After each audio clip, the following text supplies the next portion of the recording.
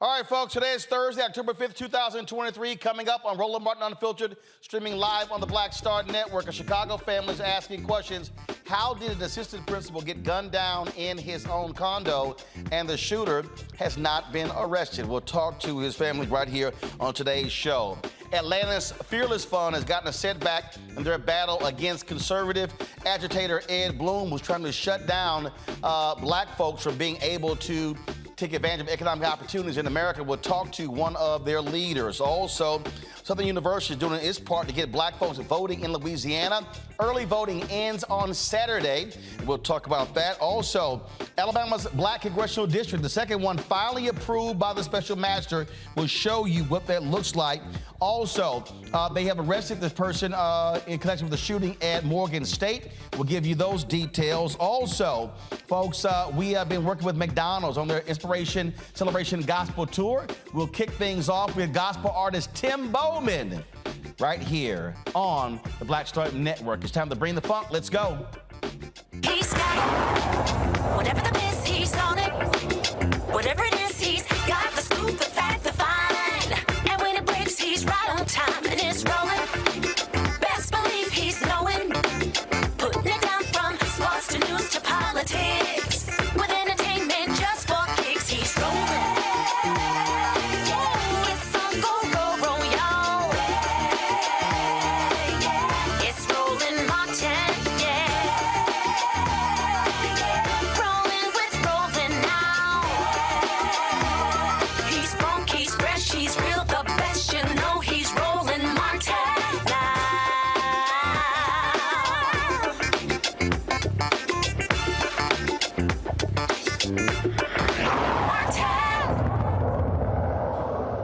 32-year-old Abnerd Joseph is dead, shot and killed by a neighbor in his condo. Took place on September 14th.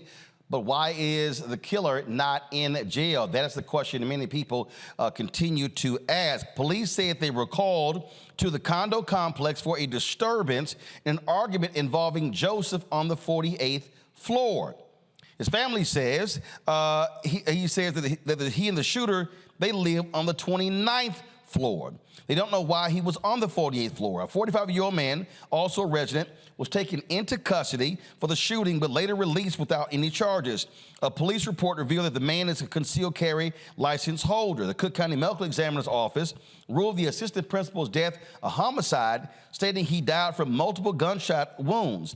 He was shot in the chest, abdomen, in the flank, armpit, and ring finger. Abner's brother and sister, Jay Charles and Gina Joseph, join me right now. Jay and Gina, sorry for your loss. I gotta ask again, I'm trying to understand, how does a shooting take place in a condo in Chicago and shooter not arrested, not charged? It is as if police are allowing this case just to go away.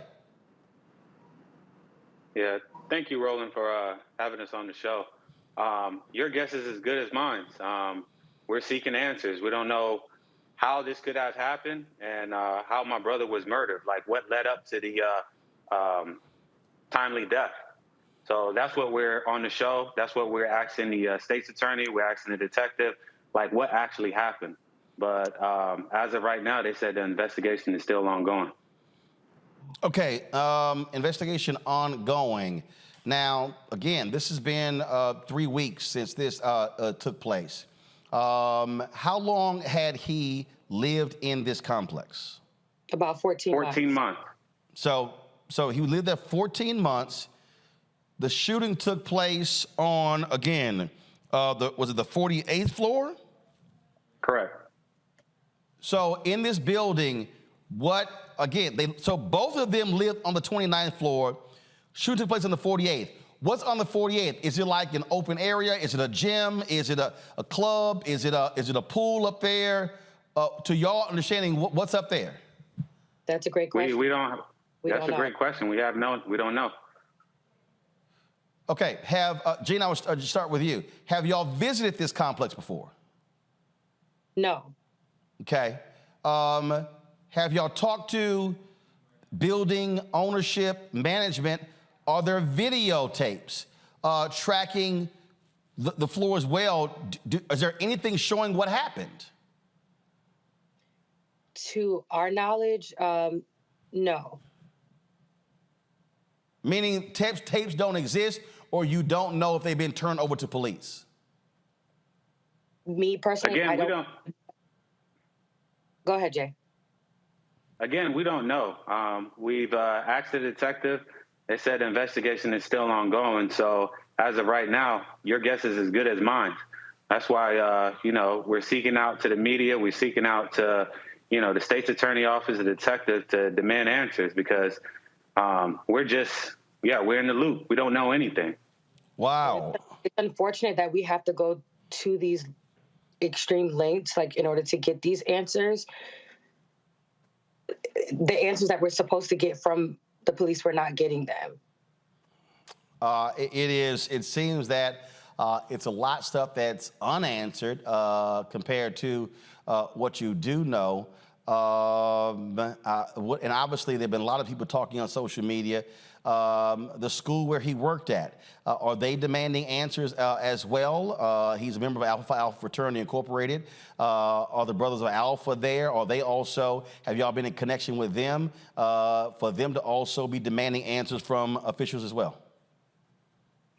They're here to support the family, and they have been here to support the family. So we've been working together on that. So we do have a Instagram page at Justice for Abnerd. So we've been in connection that way, like through the communities.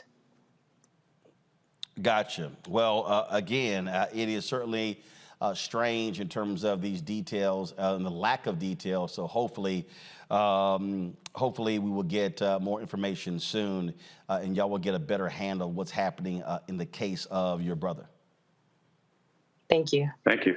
All right. We certainly appreciate y'all coming on the show.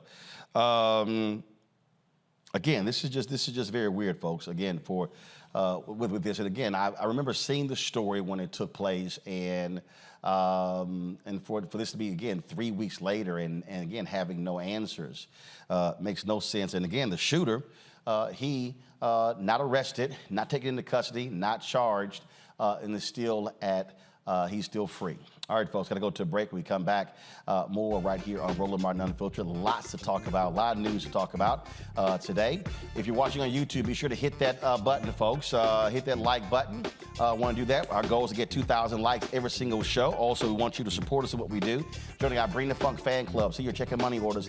P.O. Box 57196, Washington, D.C. 20037-0196. Cash App is $RM Unfiltered. PayPal, R Martin Unfiltered. Venmo is RM Unfiltered. Zelle, Roland at RolandSMartin.com. Roland at RolandMartinUnfiltered.com. Be sure to support us in what we do as well. Download the Black Star Network app, Apple phone, Android phone, Apple TV, Android TV, Roku, Amazon Fire TV, Xbox One, Samsung Smart TV. Get a copy of my book, White Fear, How the Browning of America is Making White Folks Lose Their Minds, available at bookstores nationwide. Books A Million, Target. You can also download your copy, audio version on Audible.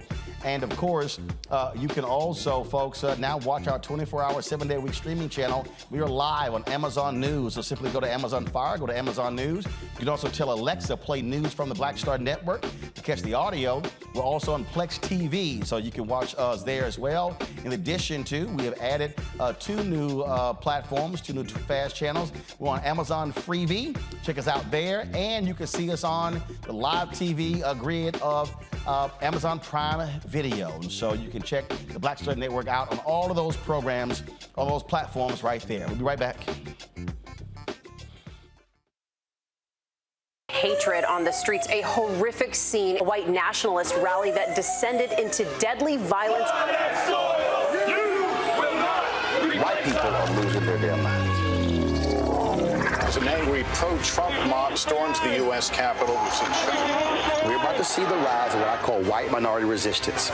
We have seen white folks in this country who simply cannot tolerate black folks voting. I think what we're seeing is the inevitable result of violent denial. This is part of American history. Every time that people of color have made progress, whether real or symbolic, there has been what Carol Anderson at Emory University calls white rage as a backlash. This is the rise of the Proud Boys and the Boogaloo Boys. America, there's going to be more of this. Here's all the Proud Boys, guys. This this country is getting increasingly racist in its behaviors and its attitudes because of the fear of white people. The fear that they're taking our jobs, they're taking our resources, they're taking our women. This is white fear.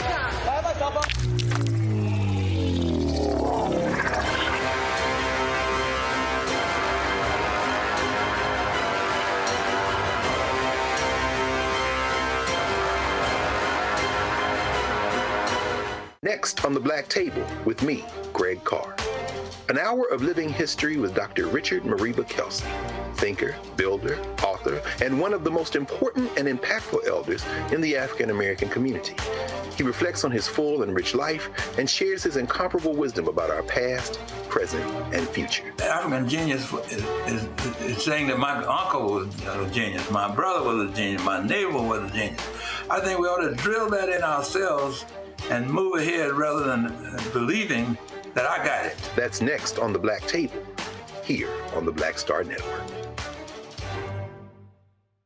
Bruce Smith, creator and executive producer of the Proud Family, Louder and Prouder, and you're watching Roland Martin Unfiltered.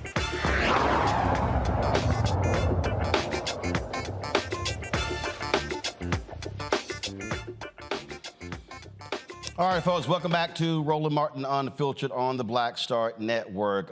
Today in Alabama, a map has been approved it's the creation of a second black congressional district in Alabama. This has been a long legal battle that the NAACP Legal Defense Fund finally won. So the special master looked at several maps that were created. This is the map right here that was approved. And so you see how they are doing the congressional districts there in Alabama. Now, I can tell you right now, folks, when we talk about racial gerrymandering or political gerrymandering, this is probably one of the most sensible political maps we have ever seen in terms of how they create these maps. Sometimes we've seen some maps that look like, like squiggly lines or etch and sketch how they created it. And so this is created. Now remember, African Americans make up 27% of this state. So many of them were packed into the one congressional district of Congresswoman Terry Sewell. The courts ruled that African Americans were not being treated fairly. And so what this is now going to do, so you look at the number of districts here, you can just count them, 1, 2, 3, 4, 5, 6, 7. So there are 7 congressional seats in Alabama, 6 of them Republican, 1 Democrat. That 1 Democrat is Congresswoman Terry Sewell. So you now are going to get a second black district and the creation of an opportunity district where black voters could play a huge role in the election there. So you could potentially have 4 Republicans, 3 Democrats in the Alabama congressional district that has a direct impact on who controls the United States House. Let's bring in my panel right now. Today's panel, of course, we have Dr. Greg Carr, Department of African American Studies at Howard University. Always glad to have Dr. Carr. Lauren Victoria Burke, Black Press USA out of Arlington. Nicole Porter, Senior Director of Advocacy for the Sentencing Project out of D.C. Glad to have all 3 of you here. Greg, I want to start with you. Again, we talk about political power.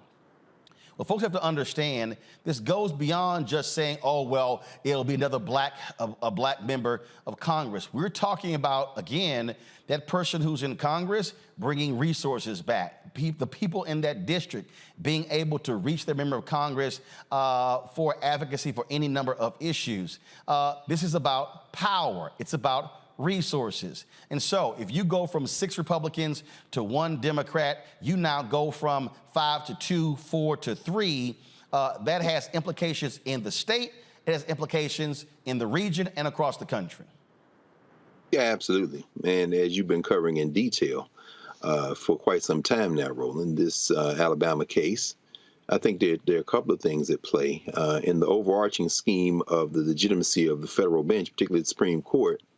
What we see is that the ploy to get Brett Kavanaugh back involved in this by the Alabama legislature seems to have failed. And the legitimacy of the court, which should be a concern of this Supreme Court, is something that seems they're walking back a little bit, or at least being a little bit more hesitant. That's one thing. And in terms of political power, sure, absolutely. We see with the razor-thin majority of the Republicans in the federal legislature, this could have huge impact. You've been saying this over and over again. In Louisiana, we know the South Carolina case is going to come before the courts, North Carolina. This is a situation where the Republicans are arguing that these are political gerrymanderies, and the Supreme Court has kind of conceded the field to these white nationalists and said if it's political, we can't do anything about it. But they're so obviously racial that if this trend continues, it could make it very difficult if folks just vote in the same percentages they've been voting before. This coming election cycle, it could be difficult for the Republicans to hold the House. And so this is a major decision today for the court to pick that third map and say, no, these two districts have to look this way. You know, Cole, I remember talking to Reverend Dr. William Barber. We were talking about North Carolina and when they were battling various groups there. And when they sued for racial gerrymandering. The courts agreed. Other groups sued North Carolina for political gerrymandering. And Reverend Barber kept saying, guys, the path to victory is to look at racial gerrymandering. Well, these white progressives, their whole deal was like, well, but if we go big with political gerrymandering, and to Greg's point, what ended up happening? The U.S. Supreme Court said, hey, we don't deal with political issues. That goes up to the states. Well, if you got a Republican Supreme Court, we see what happens there. And so here's a perfect example of people talking about the South will rise again. This is where all of those black people who live in the South, who've been moving back in the South, how we can literally change the politics of the South if we're using the law, suing successfully, but also voting in significant numbers. These don't have to be hard red states. It's true.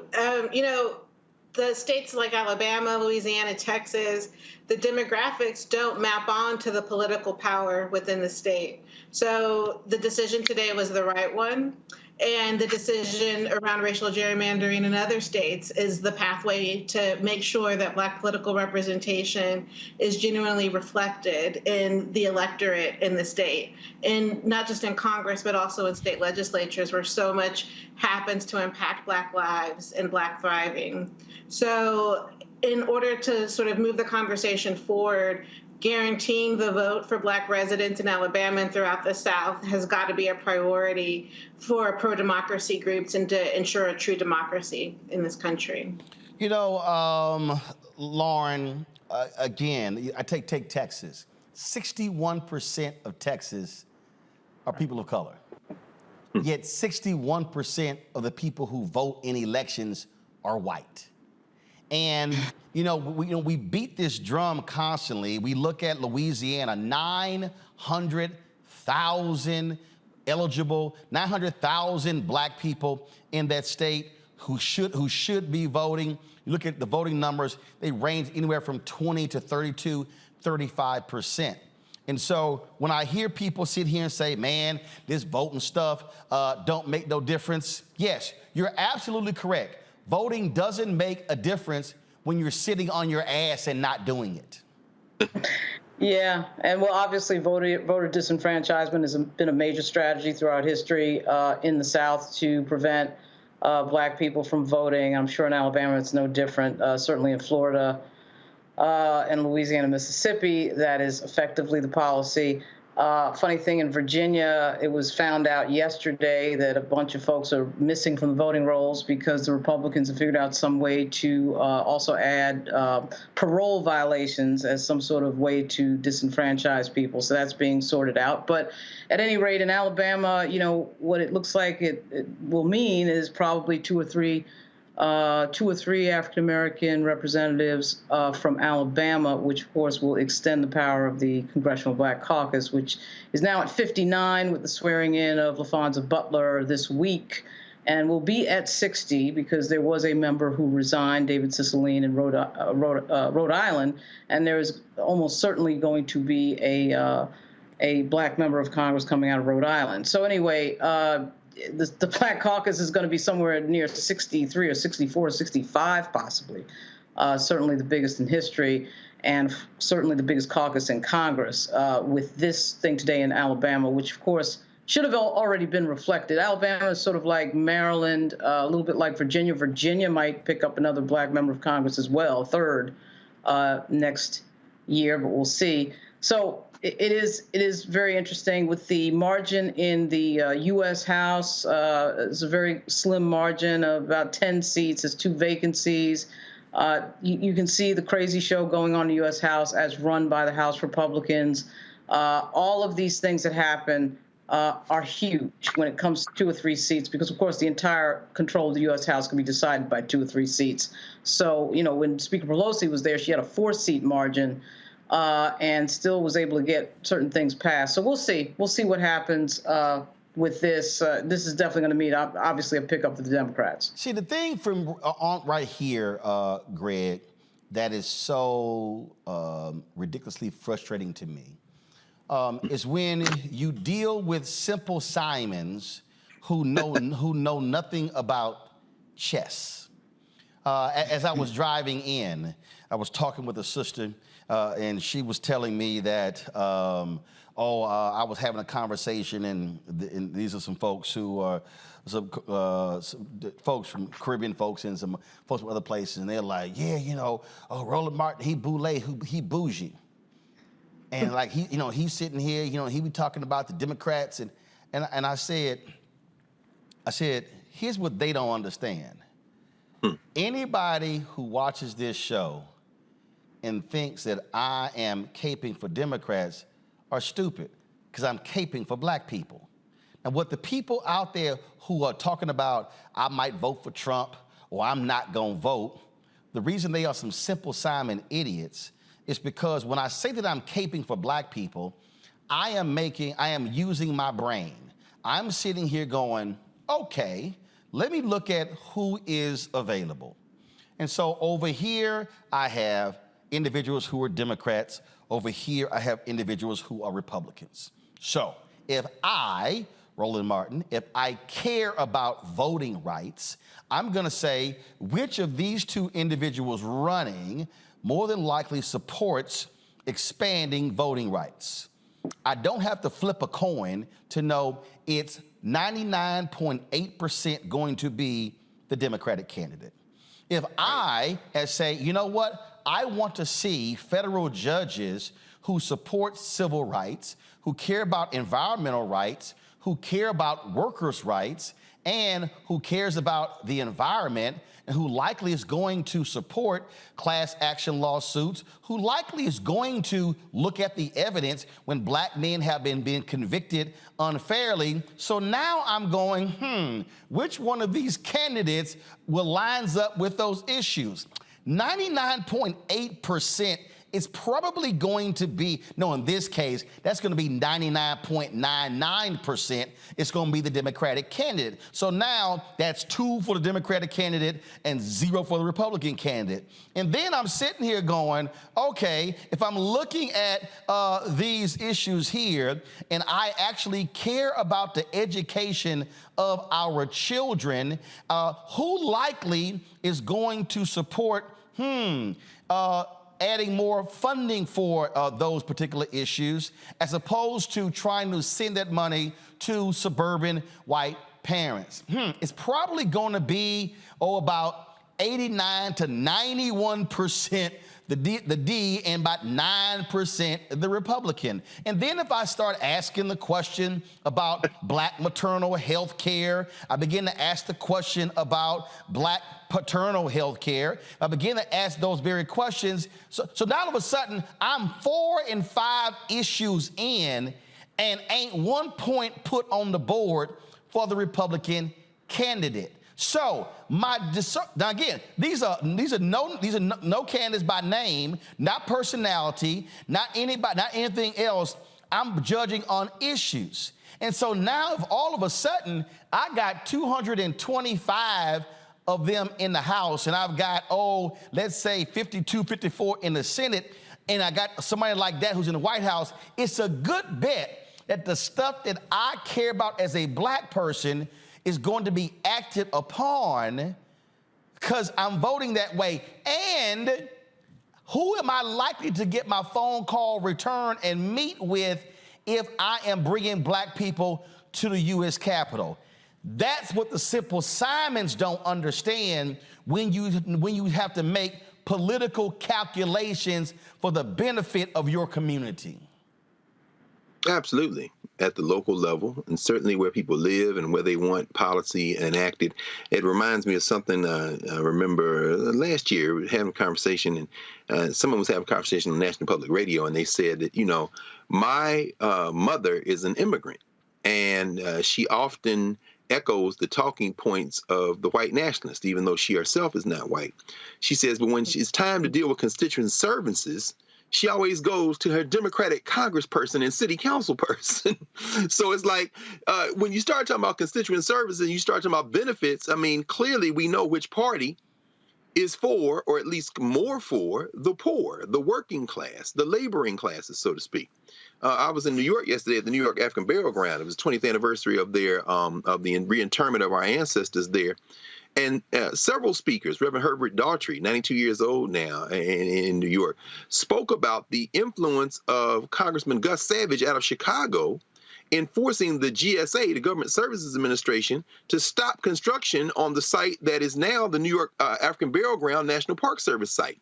Now, I remember that. Gus Savage is from Chicago, but because of his position as in oversight in the committee of the GSA, he was able to wield outsized influence to have an impact in New York. Why am I saying that? When you look at Alabama, and you look at this new district, which isn't quite 50% black, I think it's 48.7% black, it may very well be that the kind of representative that folk in that district want might not get elected if you don't go out and vote.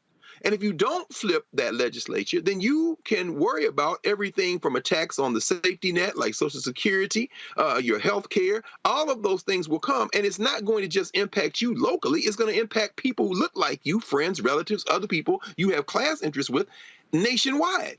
Finally, now, there's this kind of thinking among those who might consider themselves very politically astute, but more on the kind of radical left, that would say the whole system has to implode, and there's not much of a difference between the Democrats and Republicans.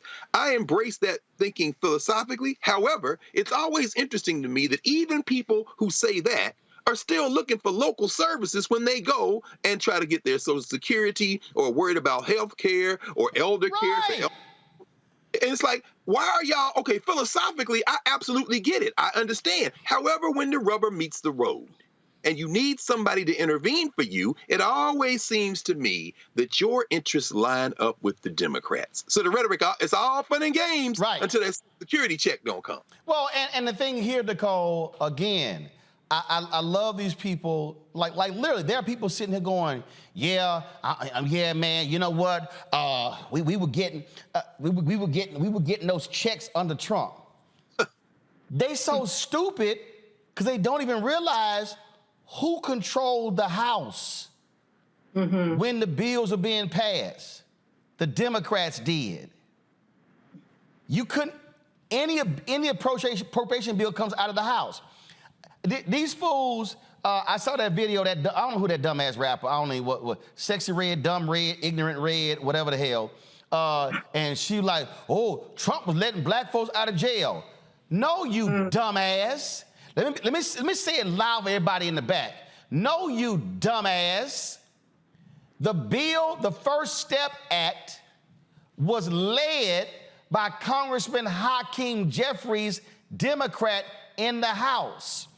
Even that bill, when it got passed, went to the Senate, and when it got to the Senate, Senator Cory Booker, Senator Kamala Harris, and Republican out of Iowa, Grassley, they said it ain't good enough. Republican Tom Cotton was trying to stop it.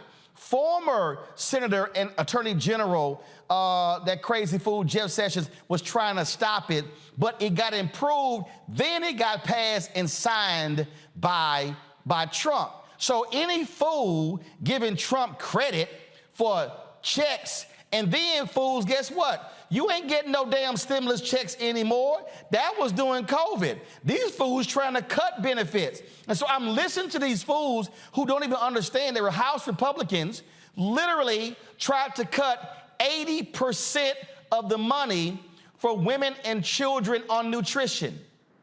And so I'm going, so you gonna vote for this fool thinking you gonna get some checks when his own MAGA folk trying to cut 80% of the checks, more than likely to folks in your neighborhood.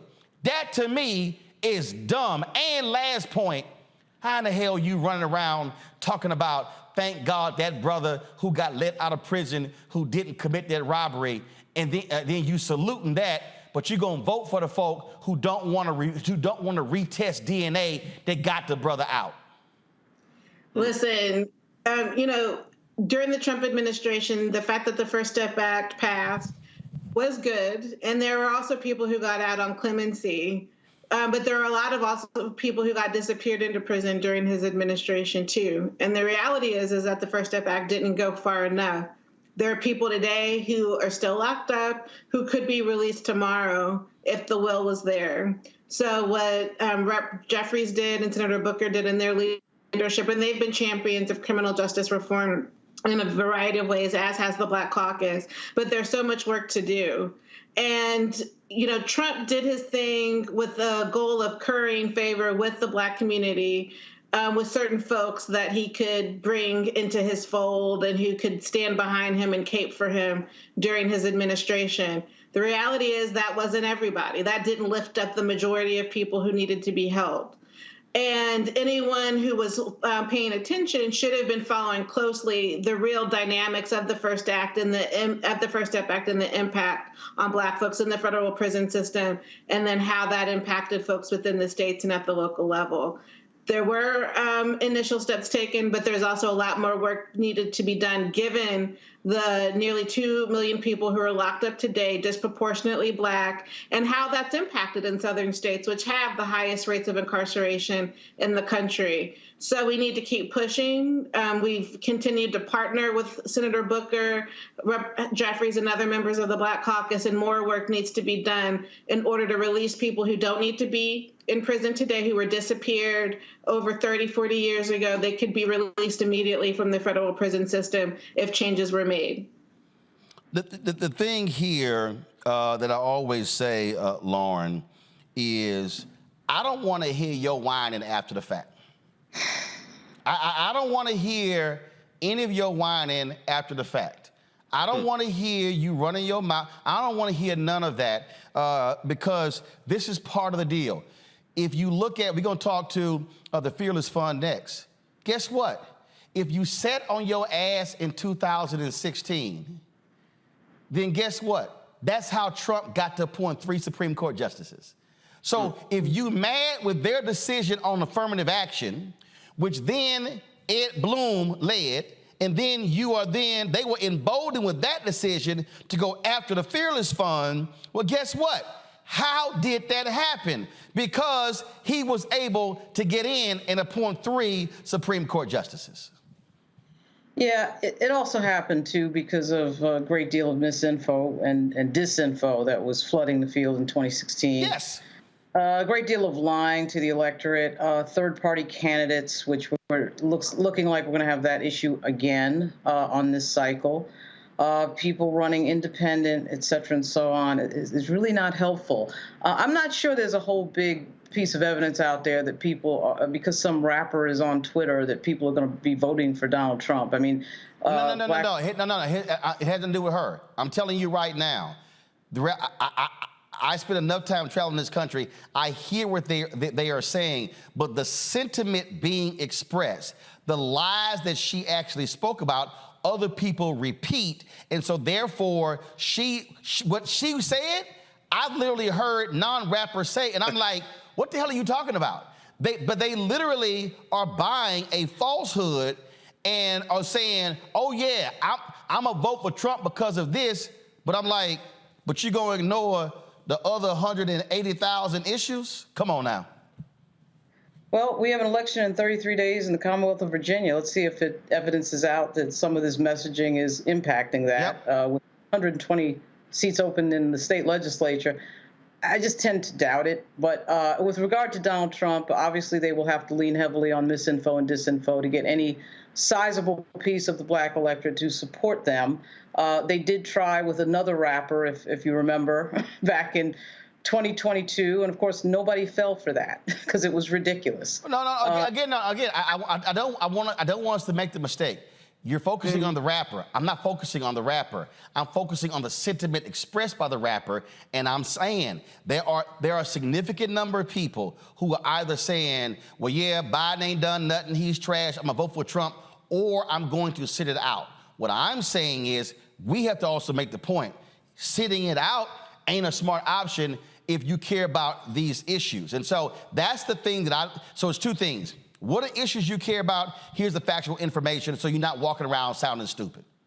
Well, we're a community that rightfully does ask for a lot after 400 years of craziness, right? And I think that what has happened is there's a high level of apathy. I think we have every right to be apathetic and ask what the deliverables will be on a constant basis.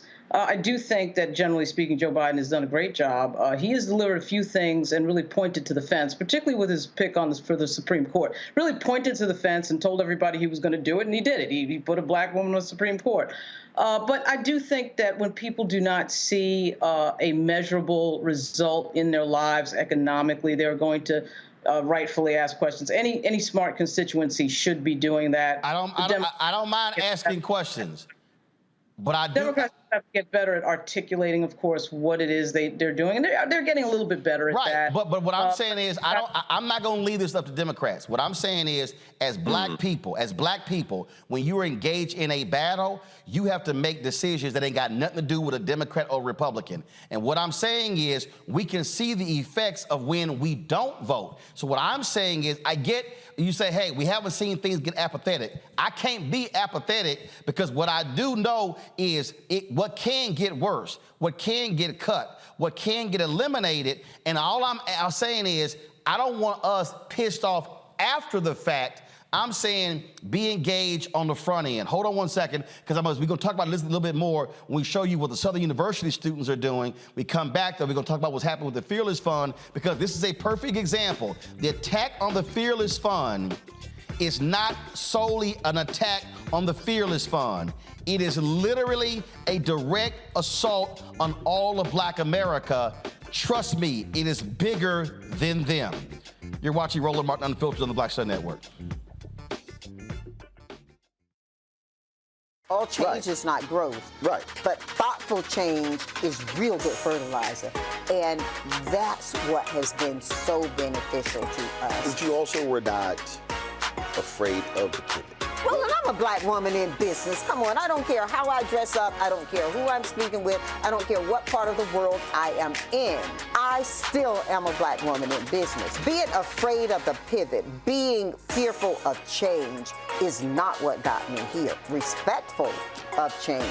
Respectful of pivot, yeah. Fearful? No, no.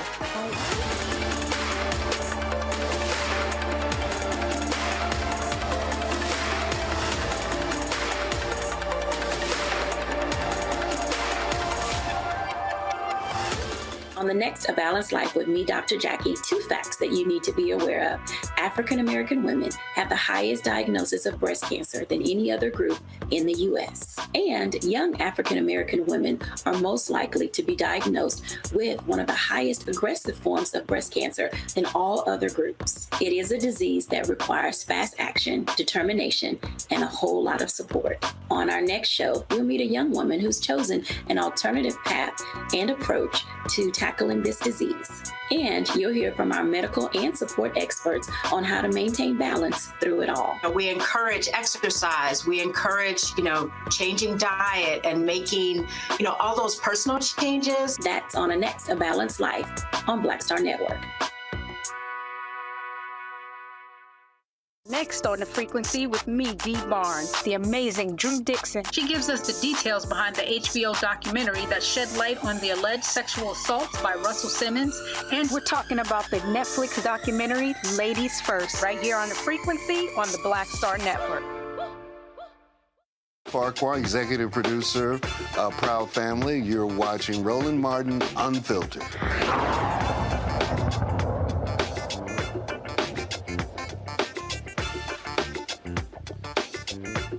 The Atlanta-based Fearless Fund continues their battle against forces who want to shut them down. The 11th Circuit Court of Appeals, in a 2-1 decision, granted Ed Blum's, the American Alliance for Equal Rights, the request to temporarily block the Fearless Fund from considering applications for grants only from businesses led by Black women. Joining us right now is Arian Simone. She's the CEO of the Fearless Fund, joining us from Atlanta. So let's be clear. We've had y'all on before. Y'all don't just support Black women. You support an array of women. Go right ahead. That is correct, Roland. We invest and we also deploy grants to women of color. So Black, brown, Hispanics, Asians. Yes, we do. Any minority female, we definitely do. But Ed Blum is specifically targeting y'all for Black women. That is correct. And so this appeal court's decision, because what, your grant application, the deadline, was it supposed to start Saturday, was supposed to end Saturday, and because of this now, you can't move forward with the grant application, correct?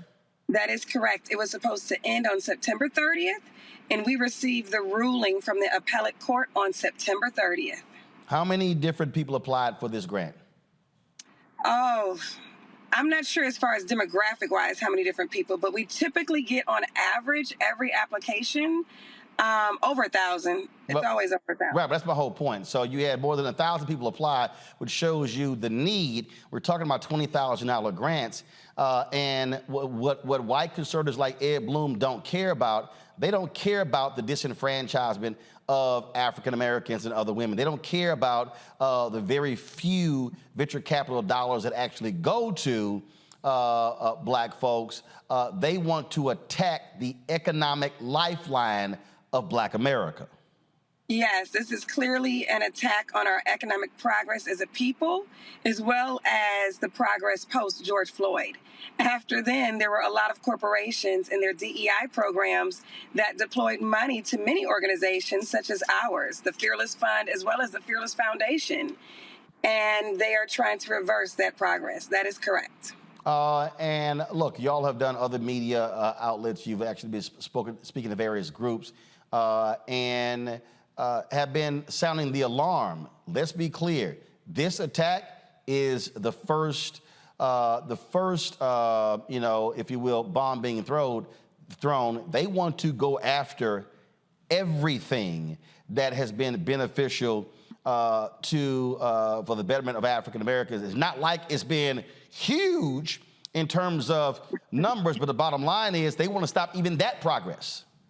Yes, that is correct. How should I put it? Because I'm on your Unfiltered show, I normally wouldn't say this other places, but I guess white men feel so oppressed that they feel the need to do this. Even though when we talk about the number of white men that control venture capital funds, we're talking about, and then you look at private equity, we're talking about what, 95, 97%? Oh, yes. It's about 92% in PE and VC. The $62 trillion industry that we work in is majority white men. And those majority white men then invest in majority white startups, which then recirculate that wealth amongst that community. That is correct. Even though the money that they get for the private equity comes from pension funds, and that's a whole lot of money representing Black, Latino, Asian, Native American, and female workers. Oh, yes. Teachers, firefighters, police officers, you name it. So what's next? This holds y'all in place. So what's next for the Fearless Fund? What is next? I can't get too much into legal strategy on here, as well as what the plans are. But you're appealing this decision. Of course. Yeah. That's without saying. We are carrying this on to victory. Now, how we plan to carry it on to victory, I can't fully get into that, but we are taking this to victory. We are not backing down with this. You don't have to ever worry about that. All right, Arian Simone, we surely appreciate it. Keep up the fight. Thank you so much, and thank you for bringing awareness to this, because it is not about us. We are the lawsuit. We are not the focus. All right, we appreciate it. Thanks a lot. Lauren, I want to go to you again. We spend time on this show sounding the alarm, and we talk about this election. I remember talking about just imploring our people They're coming after school boards. This is what's going to happen when they come after school boards. They're going to be getting rid of black teachers and black superintendents and changing the curriculum. And then what happened? A lot of people fell asleep. Moms for Liberty, they sat here and ran people. And Steve Bannon was saying, we're coming after the school boards. We're coming after the election boards. We're coming after all of that so we can control it. Folks are like, yeah, we'll see. It's sort of like all these women who were sitting there going, well, you know, I know what they were saying about Roe v. Wade, but I never believed it. What are you talking about? They were telling you we're coming after it. So when somebody is telling you they're coming after it, believe them. Yeah, well, it does seem like that the entirety of the Republican Party's ideology in this era has been about who they can stop from doing something and who they can control from doing something. And it's funny when you ask members of Congress, particularly again in this moment of dysfunction with the Republican Party in the U.S. House, you know, these Republicans, like, what are you here for? What are you here for? They're always complaining about the swamp and being in D.C. and not wanting to be in D.C. I remember when Tim Scott first got into the House, that's all he would talk about. Finally, I said to him, well, why do you keep filing for re-election? Why are you here? But the entire ideology of the party, as black people in particular start to take power, as we can see, particularly on the judicial level with these black prosecutors involved in these Trump indictments, they see that. They see the Black Caucus getting to 60 members. They see somebody like Don Scott on the precipice of being the first black speaker of the Commonwealth of Virginia. I mean, they see all of that. There's a record number of black folks, by the way, running in Virginia. I think that, frankly, to go back to something that Dr. Carr said on the show, they'd rather blow the whole thing up than to see us in charge of anything. I mean, it's sort of like they're not looking to work together or looking for some agreement on issues. And that's a sad thing, because there are a lot of things that can be agreed on that are just sort of bread and butter type things that are not particularly ideological. But instead of doing that, they want to dismantle everything before more black folks get into power. That's what I see, and certainly that was touched off by Barack Obama's election. You know what, Nicole? I don't think they want to dismantle. I think what they're trying to stop is the dismantling. I think what you're looking at here, and again, when you see the attack on affirmative action, and then when you see the attack on economics, they are going after all of the programs that are being created in law firms, in corporate America, in the fellowships, in the scholarships. Because if you cut off the financial lifeline, because then you say, guess what? These black folks can't afford to go to school. So if you have these programs that are paying for education, that are paying for internships, we target those, we can shut the access to them and makes it harder for them. They are trying to prolong the ability of their white children being able to ease into the opportunities, because it's driving them crazy. They now have to compete. Yeah, I mean, it's all in protection, all in service to the white status quo. And it's really trying to attack and undo any remedies in a post-civil rights America really triggered by Obama's election. You know, one of the most ridiculous examples of this is what's happening after marijuana reform in a handful of states. Not just decriminalizing marijuana possession, but actually creating a regulatory system for legalized marijuana and allowing people to have licenses so they can sell it legally. There's all these restrictions on who can obtain those licenses, which disproportionately impact Black residents who want to get into the legal weed market. And the people who are advantaged by the current system are white men, white venture capitalists, and other white folks who want to get licenses to legally sell weed. And the fact that in some of these states that have had decriminalization around marijuana, there's been a lot of intentionality in trying to set up the system to repair the harm and address the disproportionate impact of Blacks who've been targeted by the war on drugs, by marijuana enforcement, and allowing them to have access to the licenses. And any effort around that sort of reparative justice to address that has also been attacked under this white umbrella, this umbrella to protect whiteness in the system. So that's, in my opinion, one of the most egregious examples of the white status quo rising up to counter any efforts to repair the harm for Black people directly impacted by some of these policies that have driven racial inequality in the country. And then what happens, Greg, when people who don't understand connecting of the dots, when they're sitting here saying, oh man, the CBC ain't doing this, ain't doing that. Well, guess what? If you look at a lot of these states, it's the Black caucuses in a lot of these states that have been stopping the legalization programs by saying, hold up, if you're not creating opportunities for the folk who are most impacted by arrest, then we're not moving forward with these programs. That's an economic argument. It's a multi-billion-dollar industry. And so what do you have? Oh, let the Black folks get thrown in jail when it was illegal, but the white folks gonna make the billions when it's now legal in these various states. And so I just wish more people would stop being so one-dimensional and begin to understand that there is a connecting of the dots between voting, between who's running, between economics, between education. So I love when these people who say, I want the government out of my life, when I say that's the dumbest thing I ever heard in your life, because the moment your ass is born, guess what? That birth certificate is a government document. And then when you get your shots, government document. When you got to enroll in school, government document. Hell, you got to pass state mandated tests to advance. Government document. And when you decide to sit here and get married, government document. Divorce, government document. And when your ass pass on, government document, a death certificate. So this notion that I want government out of my life is pretty much dumb as hell. It is. And, you know, there's a basic lack of understanding or not connecting the dots that I think can be remedied. This is where education comes in. It's very important. And in this case, we certainly see that this is yet another step in, to quote Bill Fletcher, the attempt by the white nationalists to roll back the 20th century. Except this time, they're even trying to roll back everything that happened since the Civil War. Right. And take a, because of course, the specific wedge they're trying to use here is the Civil Rights Act of 1866, which of course, as we know, was passed 2 years before the 14th Amendment was ratified in 1868.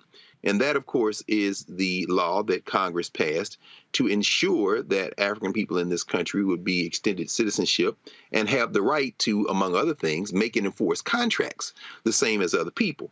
And we know that since the major victories of civil rights legislation enabling those Reconstruction amendments of the 1960s, particularly in this case, Title VII of the Civil Rights Act of 1964, which is a different law than 1981, Section 1981, these white nationalists have been hard at work, including people like Ed Bloom, to roll back the progress. Now, in this case, as we heard Sister Arian speaking, it seems that one of the legal strategies is going to be they're going to say, we're not making contracts with these grantees, we're extending them grants. Now, will that be able to be enough to pass the 11th Circuit and the Supreme Court? We'll have to see. But ultimately, what they have done is engage in what Derek Bell used to call in critical race theory, not to be confused with CRT, because people don't know what that is. Derek Bell called it colorblind constitutionalism. In other words, you pretend like you don't know why these laws were passed. Right. Right. They should apply to everybody equal to race. It is a legal fiction, and this is why, finally, as you're always reminding us, Roland, the federal bench matters. All of this can be reversed depending on who is the judge interpreting the statute. That's it. Absolutely. They're trying to literally use laws that were passed to help us against us. That's right. That's what they're trying to do. Just like how John Roberts was so damn stupid trying to say, we can get rid of the Voting Rights Act, Section 4, because things have gone so well for black people who are voting. Fool, the reason it's been going so well is because of the very act. And what happened when they then ruled Section 4 unconstitutional? The white nationalists began to pass the very laws to roll back that very success. That's why it was there. They were afraid to do those things because the law prevented them from doing so. And so to everybody who's watching, understand, and I'm telling y'all right now, if you are black and you working in corporate America and you working in mainstream media, if you working in any company out there where they have created programs to increase the availability of African Americans and others in those spaces, they're coming after you. And they're not apologizing. So you might want to buckle up and get ready for the fight. You're watching Roland Martin Unfiltered right here on the Black Star Network.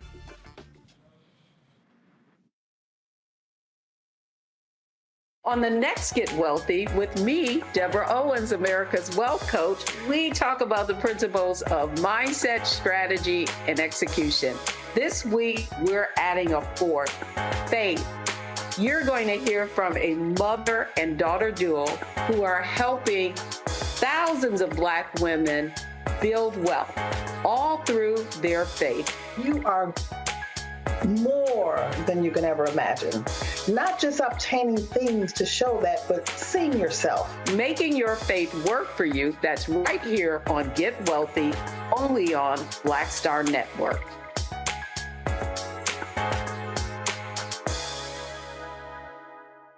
When you talk about blackness and what happens in Black culture, we're about covering these things that matter to us, speaking to our issues and concerns. This is a genuine people-powered movement. There's a lot of stuff that we're not getting. You get it, and you spread the word. We wish to plead our own cause. Too long have others spoken for us. We cannot tell our own story if we can't pay for it. This is about covering us. Invest in Black-owned media. Your dollars matter. We don't have to keep asking them to cover our stuff. So please support us in what we do, folks. We want to hit 2,000 people, $50 this month, raise $100,000. We're behind 100,000, so we want to hit that. Y'all money makes this possible. Checks and money orders go to P.O. Box 57196, Washington, D.C. 20037-0196. The Cash App is $RM Unfiltered. PayPal is R Martin Unfiltered. Venmo is RM Unfiltered. Zelle is Roland at RolandSMartin.com.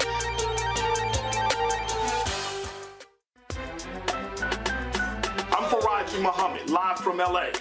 And this is The Culture. The Culture is a two-way conversation. You and me. We talk about the stories, politics, the good, the bad, and the downright ugly. So join our community every day at 3 p.m. Eastern and let your voice be heard. Hey, we're all in this together. So let's talk about it and see what kind of trouble we can get into. It's The Culture, weekdays at 3, only on the Black Star Network.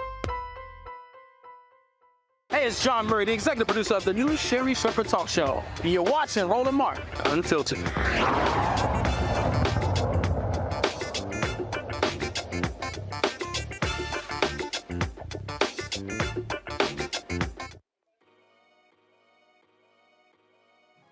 All right, folks, Curl Prep Natural Hair Solutions is an amazing organic two-step curl defining system for women, men, and children. Look at this video, you can judge for yourself. People line up to see this product in action at hair shows. When they take a seat to try it, they don't believe it is their hair. You can buy the products at curlprep.com. It works on all hair types. Use the code ROLAND, R-O-L-A-N-D, lowercase letters, to get a 15% discount until October 21st. Now, it's just 2 steps, sweet butter and sweet defining gel, both at curlprep.com. And also, parents, you can remove the ouch. You will love this system because you can comb the product through your child's hair with your fingers. Seasoned Saints are loving the product as well, and the line has products that are great for twists, braids, locks, weaves, even those wigs and extensions. It's all at curlprep.com. Again, use the code ROLAND, R-O-L-A-N-D, lowercase letters, to get a 15% discount.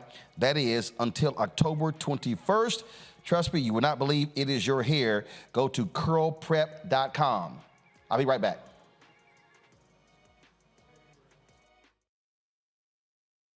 On the next A Balanced Life with me, Dr. Jackie, 2 facts that you need to be aware of. African American women have the highest diagnosis of breast cancer than any other group in the U.S. And young African American women are most likely to be diagnosed with one of the highest aggressive forms of breast cancer than all other groups. It is a disease that requires fast action, determination, and a whole lot of support. On our next show, we'll meet a young woman who's chosen an alternative path and approach to tackling this disease. And you'll hear from our medical and support experts on how to maintain balance through it all. We encourage exercise. We encourage, changing diet and making, all those personal changes. That's on the next A Balanced Life on Black Star Network. Hello, I'm Jamia Pugh. I am from Coatesville, Pennsylvania, just an hour right outside of Philadelphia. My name is Jasmine Pugh. I'm also from Coatesville, Pennsylvania. You are watching Roland Martin Unfiltered. Stay right here.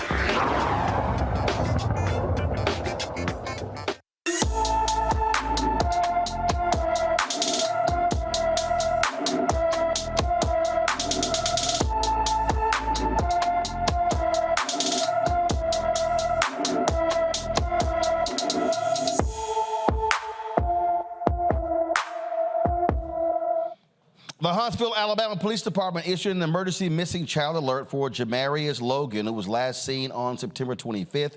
The 15-year-old is 5 feet 6 inches tall, weighs 200 pounds, with black hair and brown eyes. Jamarius has a tattoo on his left arm that reads 9mm. He was last seen wearing gray sweatpants, a blue hoodie, and a black and white Jordan shoes. Anyone with information about Jamarius Logan is urged to call the Huntsville, Alabama Police Department at 256-924-1778, 256-924-1778. Folks, Morgan State University has canceled all homecoming activities this weekend, plus classes, as they continue to search for the individual or individuals responsible for a shooting on campus that left 5 people injured. Police have released a video asking the public to help identify these individuals of interest. Investigators believe there was a dispute between 2 groups when gunfire erupted near a university dorm. At least 3 people were believed to have been armed. 4 men and 1 woman between 18 and 22 were shot and hospitalized with non-life-threatening wounds. Classes are going to resume on Monday. Now, Bowie State, they are having their homecoming as well, and so what they have done is they have increased security on their campus as a result of the shooting at Morgan State. Bowie State's police chief released a statement saying, "Our hearts go out to the Morgan State University community. We understand that law enforcement is ongoing. There's going to be an event probably every day where we have to adjust and to change. They're going to be deploying armed and unarmed officers on campus. Security teams at Bowie State also will be out on bikes and have walking beats, as well as have metal detectors and security wands at homecoming events. They also going to be upgrading their security cameras, and more lights are going to be installed in dark areas around campus." This right here clearly is the reality that our universities are going to have to deal with, Nicole. And look, this is not somehow unique to HBCUs. We've seen these shootings take place on other campuses. This is also the fact of life when you have a lot of these places where they have concealed carry and you don't even have to have permits, don't have to go to classes anymore. There's been such an expansion of guns in this country that you just simply literally assume guns are around you everywhere you go, including restaurants. I mean, that's it. That's the problem. The fact that so many people have guns and the access to guns.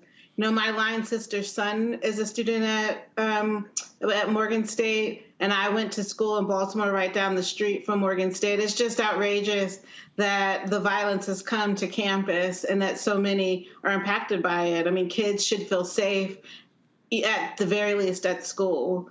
And it is because there are too many guns accessible in this country. And so we have to deal with that. We have to restrict and limit the use of guns. We have to figure out how to create efforts to reduce gun violence at all levels, including on college campuses. But like you say, people could be anywhere at this point and know that in reality they are at risk of potentially coming in contact or experiencing gun violence themselves. It's an outrageous state that we're in right now. It's horrible what happened at Morgan State. It's horrible that Morgan State's canceled its homecoming celebration and that this is impacting other campuses that are increasing security to protect the students on their campuses as well. Greg, you teach at Howard University. Congratulations on 23 years there. These used to be safe havens, but the bottom line is they're no longer safe havens.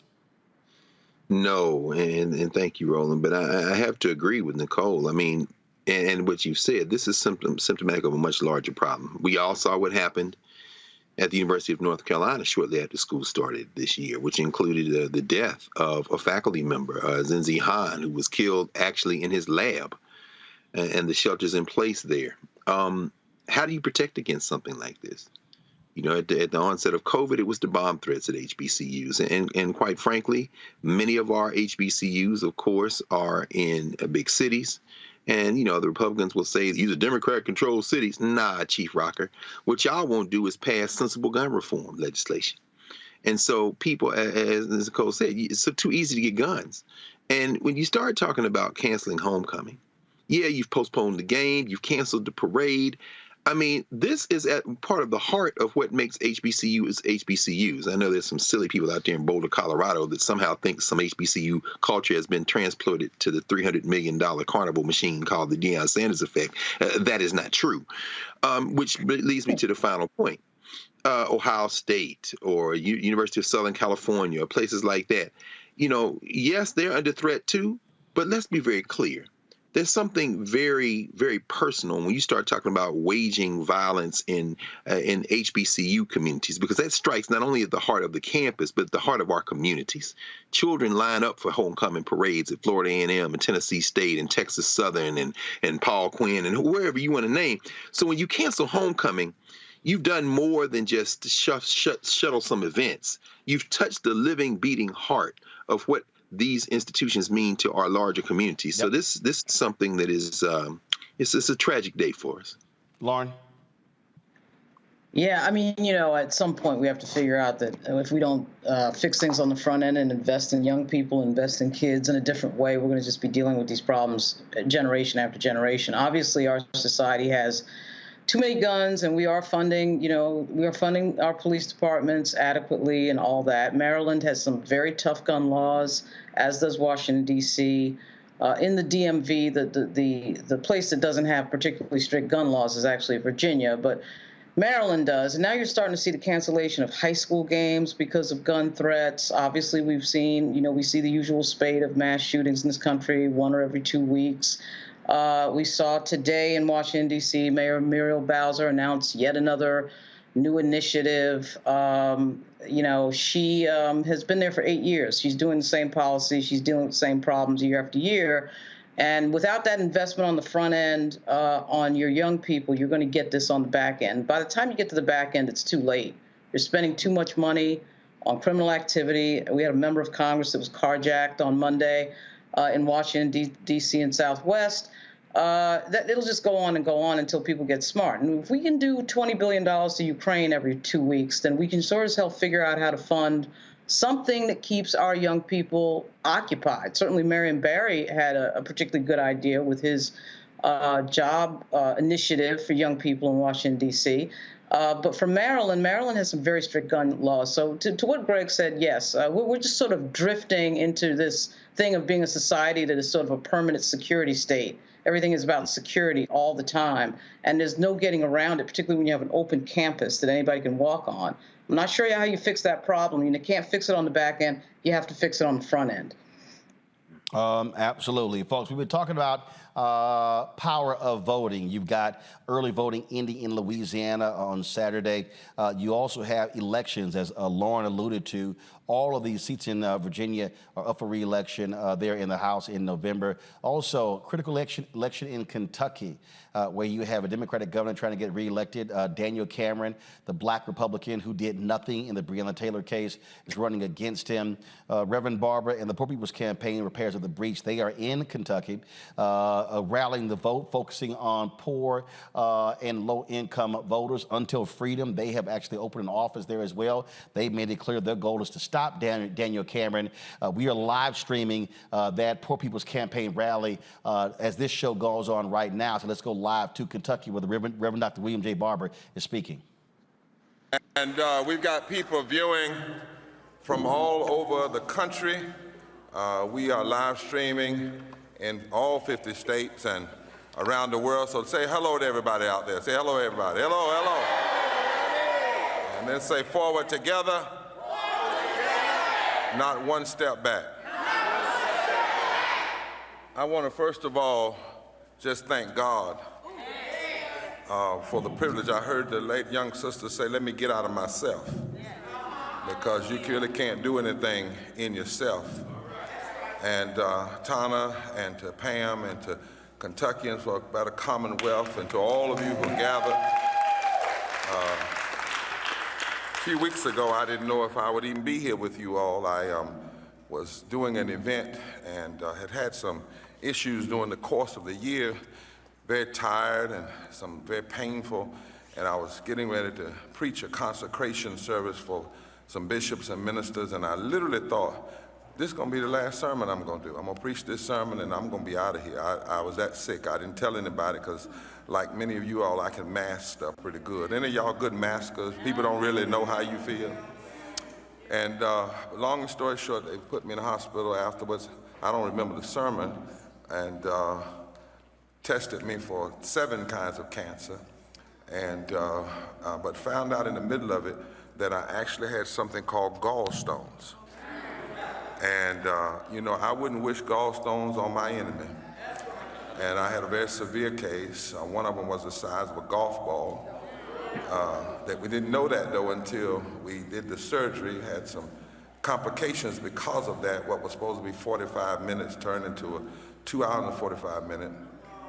And they had to lower my breathing from to once every 15 seconds. 4 times a minute in order to calm my body down.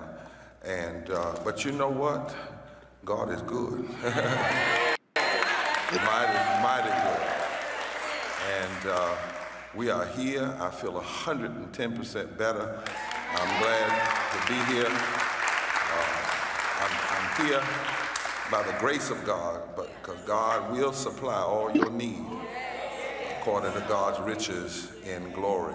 And then we were coming, I called Tana, I said, you know, I'm gonna try to be there next week, but it's been a season. My nephew had a near fatal accident in Georgia, 12 broken ribs, contusions in the lung, punctured lung, broken vertebrae, broken cheekbone, broken eye socket, went over in a ravine, but by the grace of God, somebody saw a little red light, and we don't know how long he was there, but by the grace of God, he went in that way Saturday before last and walked out this past Saturday. You hear what I'm saying? By the grace of God.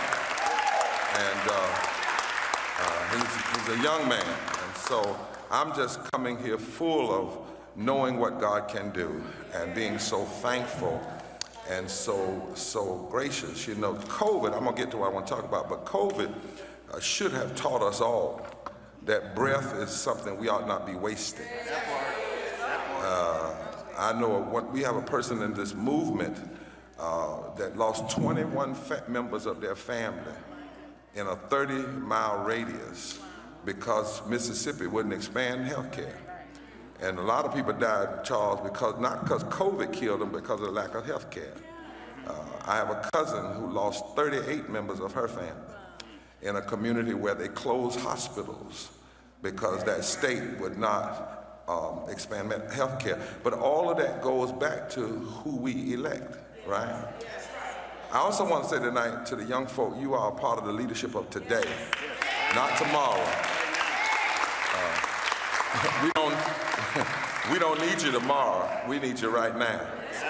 And back in the day, when the SNCC, many of the folk in SNCC were 18 and 19, they couldn't vote because the law had not yet been changed to allow 21-year-olds to vote, but they still fought in the movement.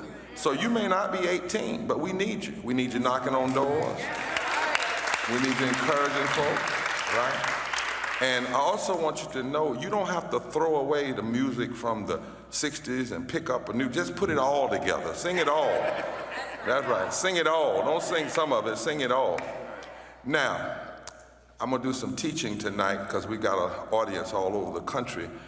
The first thing I wanna teach tonight is that actually right now in this room, we are not modeling what winning looks like.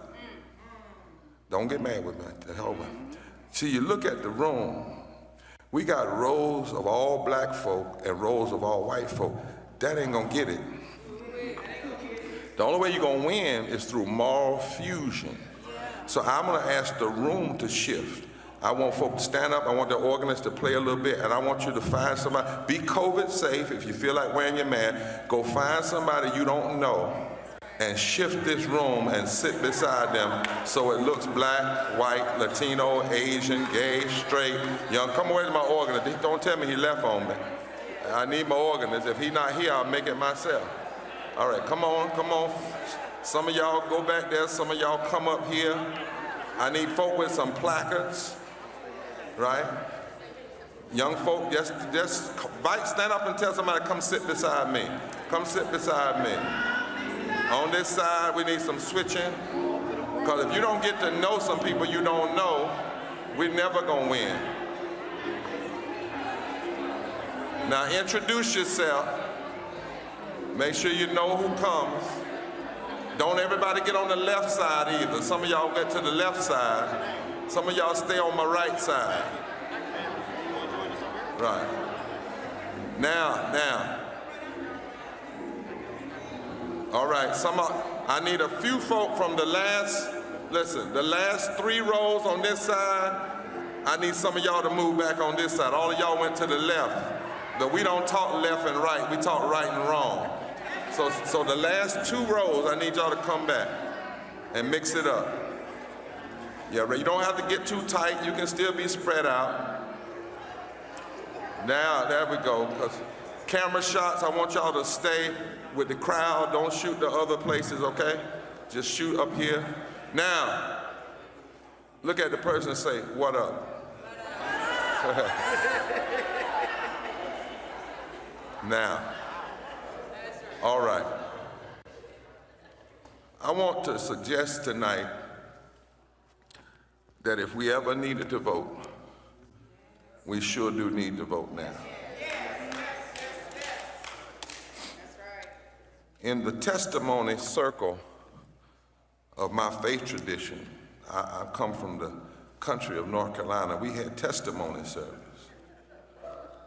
And every now and then, when things were going rough, one of the saints would get up and say, if we ever needed the Lord,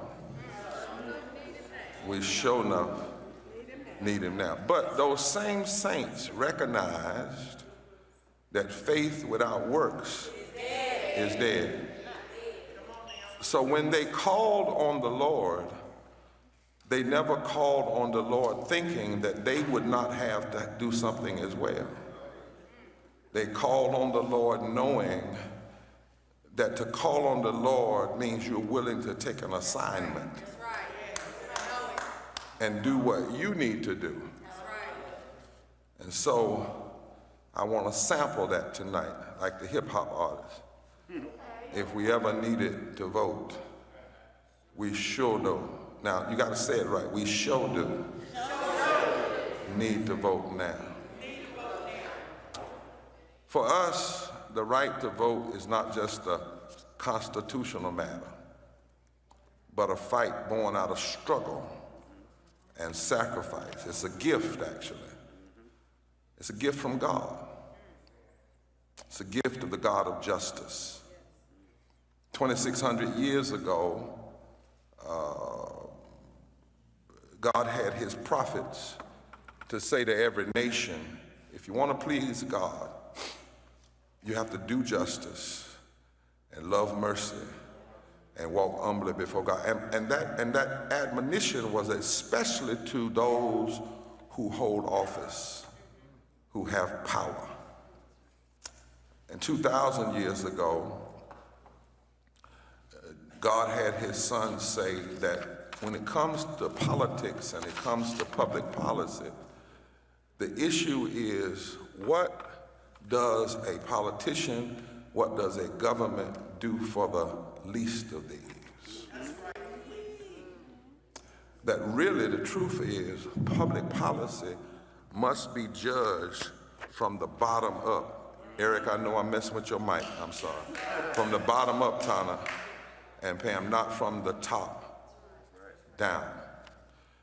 Now think about where we are in time for a moment, and you'll understand just by the history I'm getting ready to share with you why, if we ever needed to vote, we sure do need to vote now. Here we are today, 404 years since the first ship landed in Virginia, bringing slaves. Here we are, 233 years ago, when Crispus Attucks was the first African-American and one of the first people to die fighting for this country, while at the same time, people who looked like him were being considered slaves. Here we are, tonight. Tonight, we sit here 247 years since the signing of the Declaration of Independence, which says that everybody has an inalienable right to life, liberty, and the pursuit of happiness. And inalienable means it is God-given. It's a part of natural law. It comes with the package of being born, inalienable. But inalienable also means you can't give it away.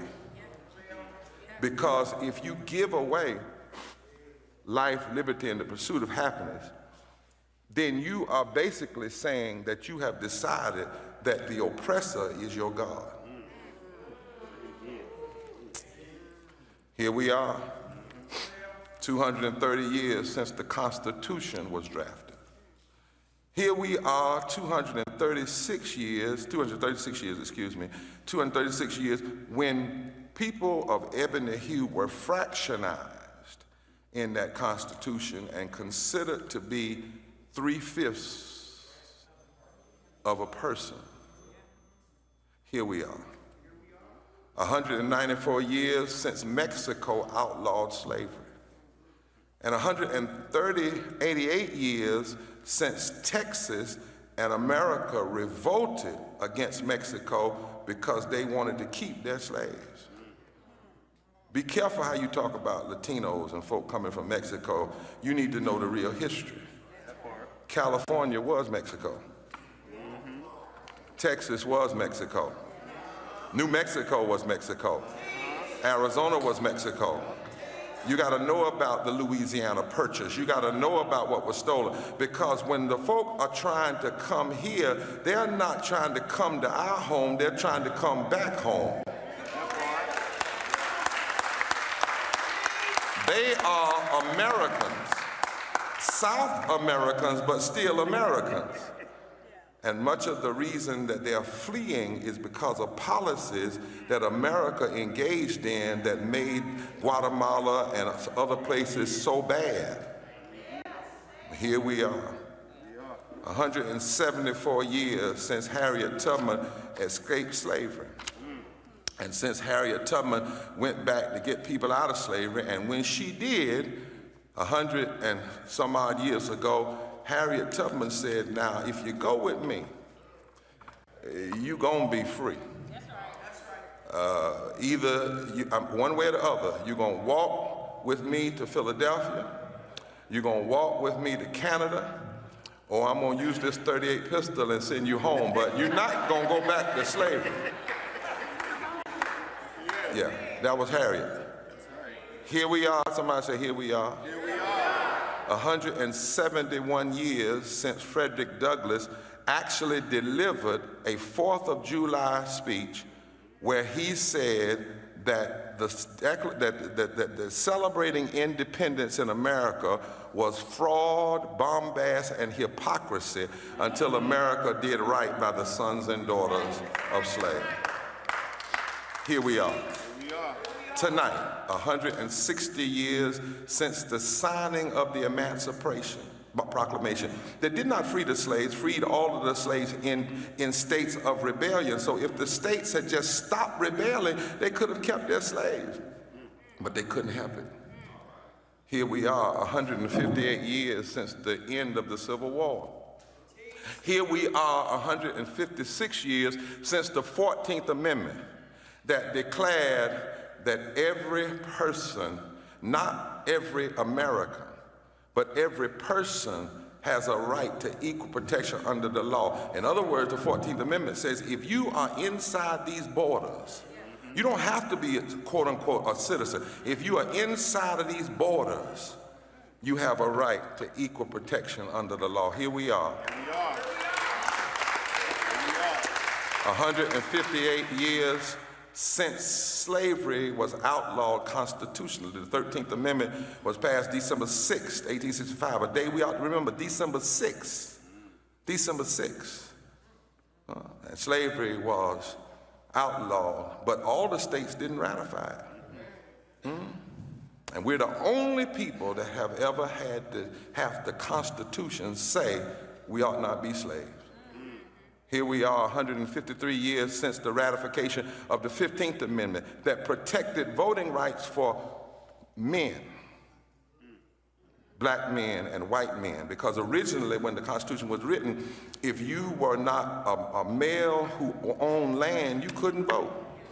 So women were left out, Indians were left out, black men were left out, black women were left out. Here we are 125 years since the riots in Wilmington, North Carolina in 1898, where literally there was a coup d'etat that took over and declared that this is how we run people out of office. So when you see January 6th, you need to understand January 6th is not the first time that America has ever seen what we've saw. Here we are 115 years after the Springfield riots. Here we are 114 years since the Niagara movement, which became the NAACP. Now, the sister said I was the president of the NAACP. True, but what I'd like you to know is I am the graduate of 15 arrests. I'm a member of the Poor People's Campaign. I've been a pastor for 30 years, right? But here we are 114 years since the Niagara movement came together, that became the NAACP, and only 7 of the members were black. When the NAACP was founded, it was a majority white organization, the descendants of former abolitionists who recognized that they had to stand against racism. Here we are 88 years since the New Deal. Things like minimum wage and Social Security, and 88 years since corporate folks said, we don't want that, and they've been fighting it ever since. And the number one way they've been fighting it is every time they can, they cry about tax cuts. That's what they said to Roosevelt, we can't afford it. Here we are, 85 years since the Fair Labor Standard Act. Are y'all going with me? The Fair Labor Standard Act established a minimum wage of 25 cents an hour. It's purchasing in 1968 at $1.60 an hour, which if we had kept the minimum wage going with inflation, the minimum wage today would be almost $20 an hour. And yet, the minimum wage has been stuck at $7.25 since 2009. Here we are. 79 years since Primus King was denied a right to vote in Georgia primary. Here we are 73 years since Ann Braden, a white woman from Kentucky,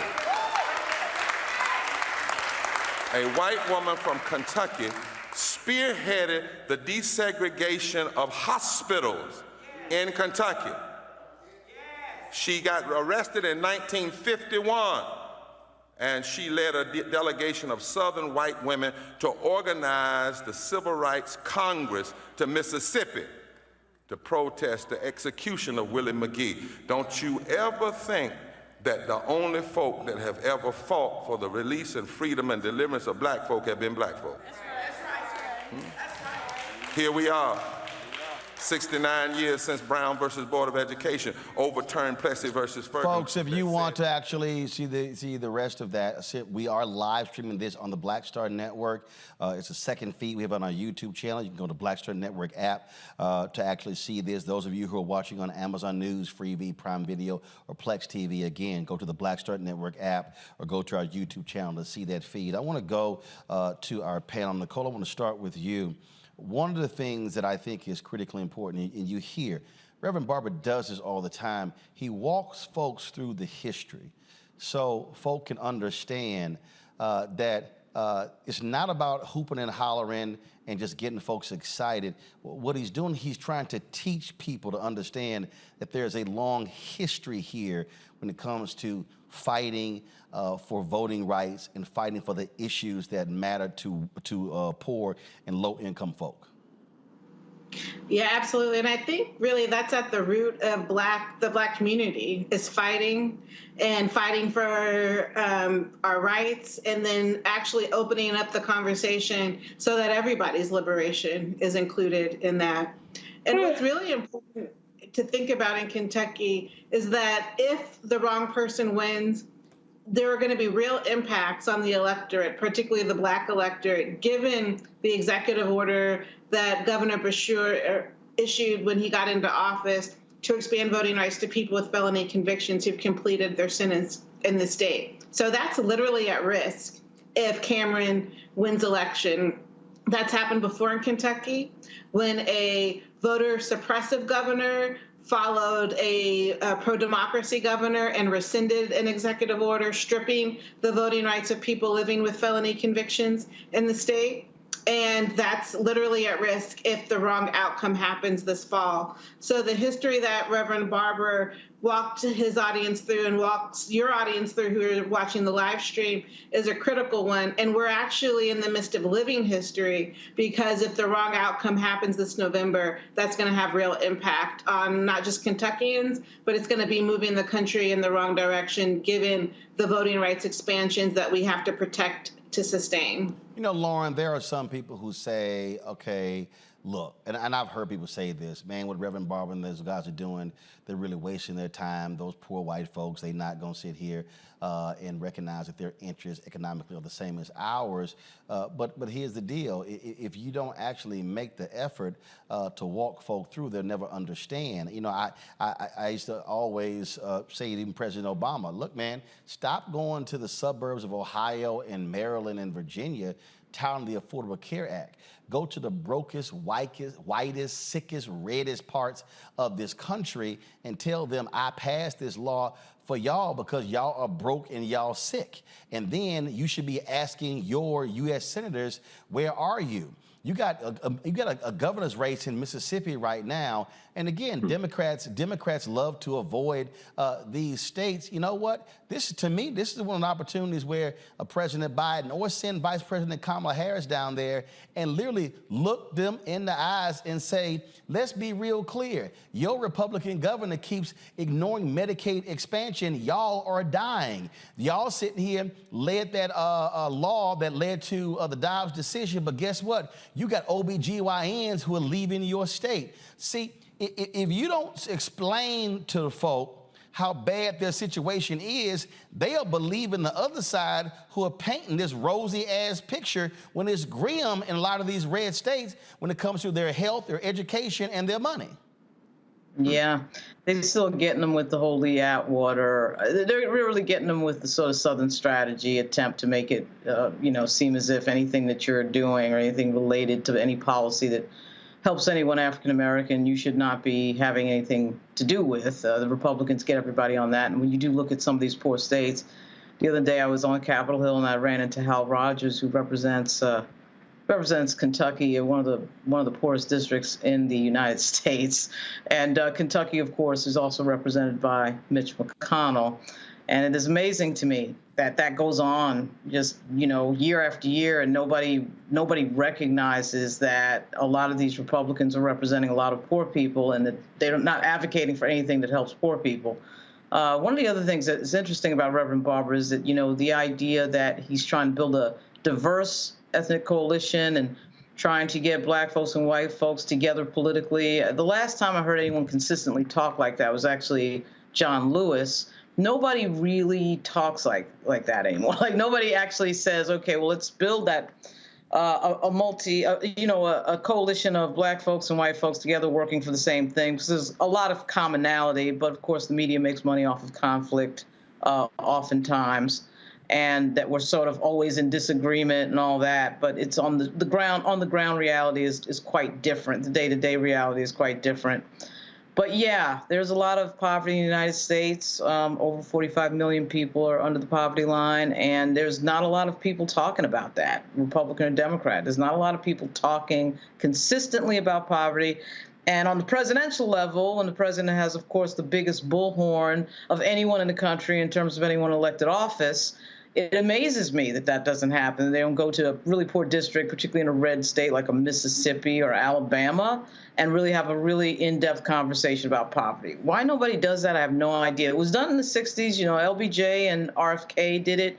I'm not sure why it doesn't happen today. It makes no political sense. I do. I mean, the reason that's the case, Greg, is because what these candidates always want to say is middle class, middle class, middle class. Because if they talk about the poor in the minds of the middle class and upper middle class voters, oh, here you go with handouts. You're trying to help all those poor broke people. That's why they don't talk about them. And the thing that Reverend Barber is doing, he's not talking, they're actually doing. So when they have these events, they literally are teaching people. They're organizing, mobilizing. They don't have, the Poor People's Campaign, Repairs of the Breach, they don't have any events where they are not collecting data. You heard when he said we are live streaming this to all 50 states. Of course, they reached out to us. We're streaming it on the Black Star Network. But what they do is they are linking to other pages as well. They are all about how do we actually build a movement. One of the greatest mistakes that I've always had, I used to, every time black civil rights leaders would hit me about an event, I would go, y'all collecting data? Who's gonna be there? Okay, so who's showing up? Are you getting names, addresses, phone numbers, emails, social media? What are you actually getting? And that's always a mistake. Having an event just to have an event doesn't do anything. So if a 400 or 500 folks show up, then when you need people to move on City Hall and move on the school board and move on the county commission, you now have a database to actually build from. And so that's why I think it's crucial that what they are doing, they are truly organizing and mobilizing. They are, Roland, and that's slow work. It's difficult work. It requires you to be human in the world with other human beings. It's not sexy. And it takes full spectrum work.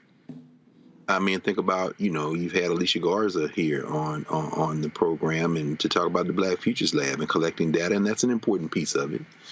You know, but I think about all the people who are doing work and the fact that this is a space where everyone can have time to talk. Another reason, again, why supporting this platform is so important, because the Black Star Network gives voice to this.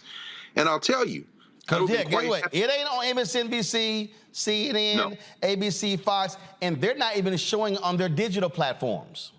That's right. Not only is it not on there, when you do see a William Barber sneak in and maybe give a segment, it's 5 minutes, it's 10 minutes. It's not long form. It's certainly not streaming like this. You're absolutely right. And they're not putting it on the streaming platforms. And I think it speaks to the underlying challenge of movement work. You know, Lauren, when you mentioned John Lewis, as you were talking, you said, you know, I hadn't heard somebody speak like this since John Lewis. I thought for a minute, and at 58, I'm old enough to remember when Jesse Jackson talked like this during his presidential campaign. Mm-hmm. And I think, you know, we all remember that. I was an 18-year-old freshman at Tennessee State when the Jackson campaign came through Nashville. And I'm sitting in the living room of a white hippie in Nashville, one of those students for Democratic Society type hippies, ponytails. And here I am, a kid from South Nashville, in North Nashville, a bunch of other black folk and white folk, man. And this kind of, you know, that Rainbow Coalition idea, of course, birthed among other places in Chicago with the Young Lords and the Black Panthers and the Hillbillies from the north side of Chicago all together, Fred Hampton. I think that, you know, we see that now many years later. I did a turn as advisor for the NAACP chapter at Howard, and we went down to Moral Mondays on a weekend. I'll never forget being there in Raleigh, and that's the first time I met William Barber and heard him. And I think this is what Reverend Barber represents. And this isn't to say that John Lewis or Al Sharpton or anybody else doesn't represent this.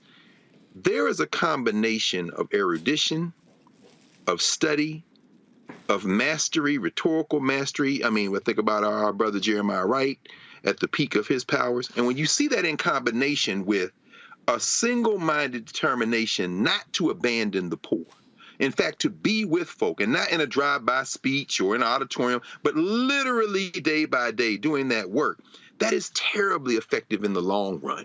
Because what that does is give people not only inspiration, but it restores their memory and it gives them instruction and it allows them to give themselves power. And so I'll end with this. The fact that we were sitting there watching this and the fact that all of us, I hope, certainly I will, after we get off today, will go back and continue to watch and then go back and see the whole thing in its entirety. That is only possible because of this platform.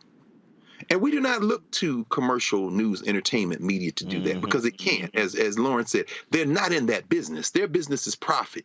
What we're watching in William Barber and all of his comrades, all those women and men, and of course, Roland, you correct me if I'm wrong, but in terms of major news media outlets, we were out there last summer. So and I didn't see anybody else but you. No, in fact, that was June of last year. And yes, sir. They had a number of positions on the platform for those outlets and their cameras, and they didn't show up. And I do remember when I think Simone Sanders' show or one of the MSNBC shows, they wanted me to go live. Well, we went live from the Poor People's Campaign event. So yeah, they weren't there. And we've covered other events, and they're not there. And all of these loudmouth, so-called new black media Negroes who run their mouths, none of them were there as well. No, and that's all I was doing. I mean, just sitting here, you know, Nicole and Lauren, I think about this. There are moments, inflection moments that inspire you and can shape the rest of your life. I know what listening to Reverend Jackson and working on that campaign did for me in 1984. That's right. And looking at Reverend Barber, it's not the same as Jesse Jackson, and it shouldn't be the same. It's a different time, but it's the same need, and he's meeting that moment. And it's a beautiful thing to listen to hear, and to participate in, which is what we all need to do. And I'll tell you this here, the Poor People's Campaign and Reverend Barber, one of the few, and I mean few, civil rights groups that have actually been financial supporters of this show. It's a whole bunch of people want me to show up to their stuff and cover their stuff, but it's a whole bunch of them who don't write a check. They want to do it for free. And so they actually put their money where their mouth is. Greg, I know you've been in and out of town, running everywhere. And so I told you I got to get it to you, but I told you I was going to hook you up. So, so y'all, I was at the Alpha convention and they had a bunch of HBCU Alpha shirts, and I saw the Tennessee State one, so I text Greg. I was like, okay, what size? And so, Greg, we got to get, so you can come by the office, and we got to figure out to get it to you. And so, cool, I'll leave it with Carol. So this is your Tennessee State Alpha shirt. Brad, thank you, Bob. Hey, man, Beta Omicron, well, I can't call it what it used to call it. Them is the ancient days. We don't do that kind of activity no more. But I appreciate it, hey, man. Love you, man. I'm going to come down there and get it from your hand, man. All right, I appreciate it. We got you. All right, then. Nicole, Lauren, Greg, I certainly appreciate y'all. Thank you so very much for being on today's show. Folks, when we come back, my interview with gospel artist Tim Bowman. Y'all, he talks about how fiercely competitive it was in the Winans family. It's a great interview. And does Tim Bowman know who Jeffrey Osborne and LTD is, who the Commodores are, and Lionel Richie? Y'all, it's a great interview.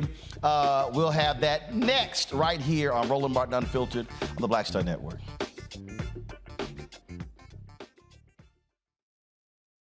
Coming up next on The Frequency, right here on the Black Star Network, Shanita Hubbard. We're talking about the ride or die chick. We're breaking it down. The stereotype of the strong black woman. Some of us are operating with it as if it's a badge of honor. Like, you even hear black women like aspiring to be this ride or die chick, aspiring to be this strong black woman, so at their own expense. Next on The Frequency, right here on the Black Star Network. When you talk about blackness and what happens in black culture, we're about covering these things that matter to us, speaking to our issues and concerns. This is a genuine people-powered movement. There's a lot of stuff that we're not getting. You get it, and you spread the word. We wish to plead our own cause. Too long have others spoken for us. We cannot tell our own whole story if we can't pay for it. This is about covering us. Invest in black-owned media. Your dollars matter. We don't have to keep asking them to cover our stuff. So please support us in what we do, folks. We want to hit 2,000 people, $50 this month, raise $100,000. We're behind $100,000, so we want to hit that. Y'all money makes this possible. Check some money orders. Go to P.O. Box 57196, Washington, D.C. 20037-0196. The Cash App is $RM Unfiltered. PayPal is R Martin Unfiltered. Venmo is RM Unfiltered. Zelle is Roland at RolandSMartin.com.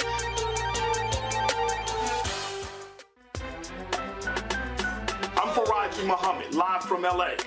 And this is The Culture. The Culture is a two-way conversation. You and me. We talk about the stories, politics, the good, the bad, and the downright ugly. So join our community every day at 3 p.m. Eastern and let your voice be heard. Hey, we're all in this together. So let's talk about it and see what kind of trouble we can get into. It's The Culture. Weekdays at 3, only on the Black Star Network.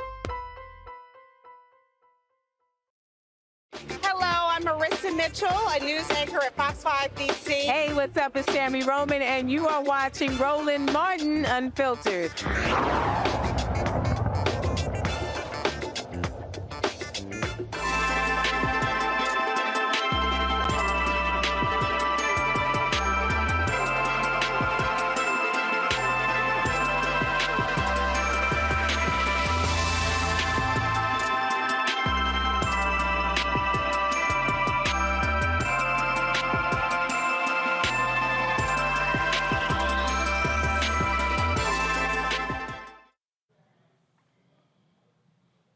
Folks, we are the Black Star Network. We are proud to partner with McDonald's and their Inspiration Celebration and Gospel Tour, a 6-city tour. It kicked off in Chicago at the House of Hope, and then they were at the Fox Theater in Detroit. Tomorrow night in Philadelphia, they will have the concert there as well. It is an amazing lineup of artists: Hezekiah Walker, Anthony Brown, Sir the Baptist, Bree Babineau. You got the Walls family. You got Doe. You've got, who am I missing, y'all? You got Mike Teasy. You've got, I mean, just an unbelievable, but also Tim Bowman Jr. He is a member of the gospel royalty, the Winans family. And so we went to Chicago. We sat down and talked with all of the different artists. A great conversation with all of them. And so we're going to be running these interviews over the next couple of months. Again, they're going to be in Philadelphia Friday, October 6th. Then they're going to be in Atlanta, October 20th, and on to Dallas, and ended in December in Jackson, Mississippi. And so you see tomorrow they're at the Mann Center at 5201 Parkside Avenue. Tickets are free for this tour.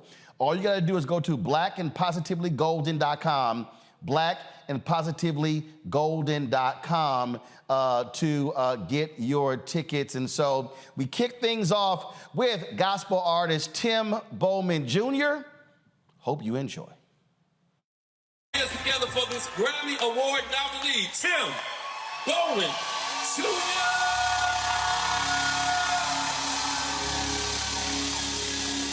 Chicago, where you at? I'm carrying praises in the room tonight. I need about 3,000 praises to jump to your feet. Tell your neighbor we getting ready to blow the roof off of this place. Somebody put your hands in the air, open up your mouth and scream. I believe if you scream loud enough, you won't get what you put into it.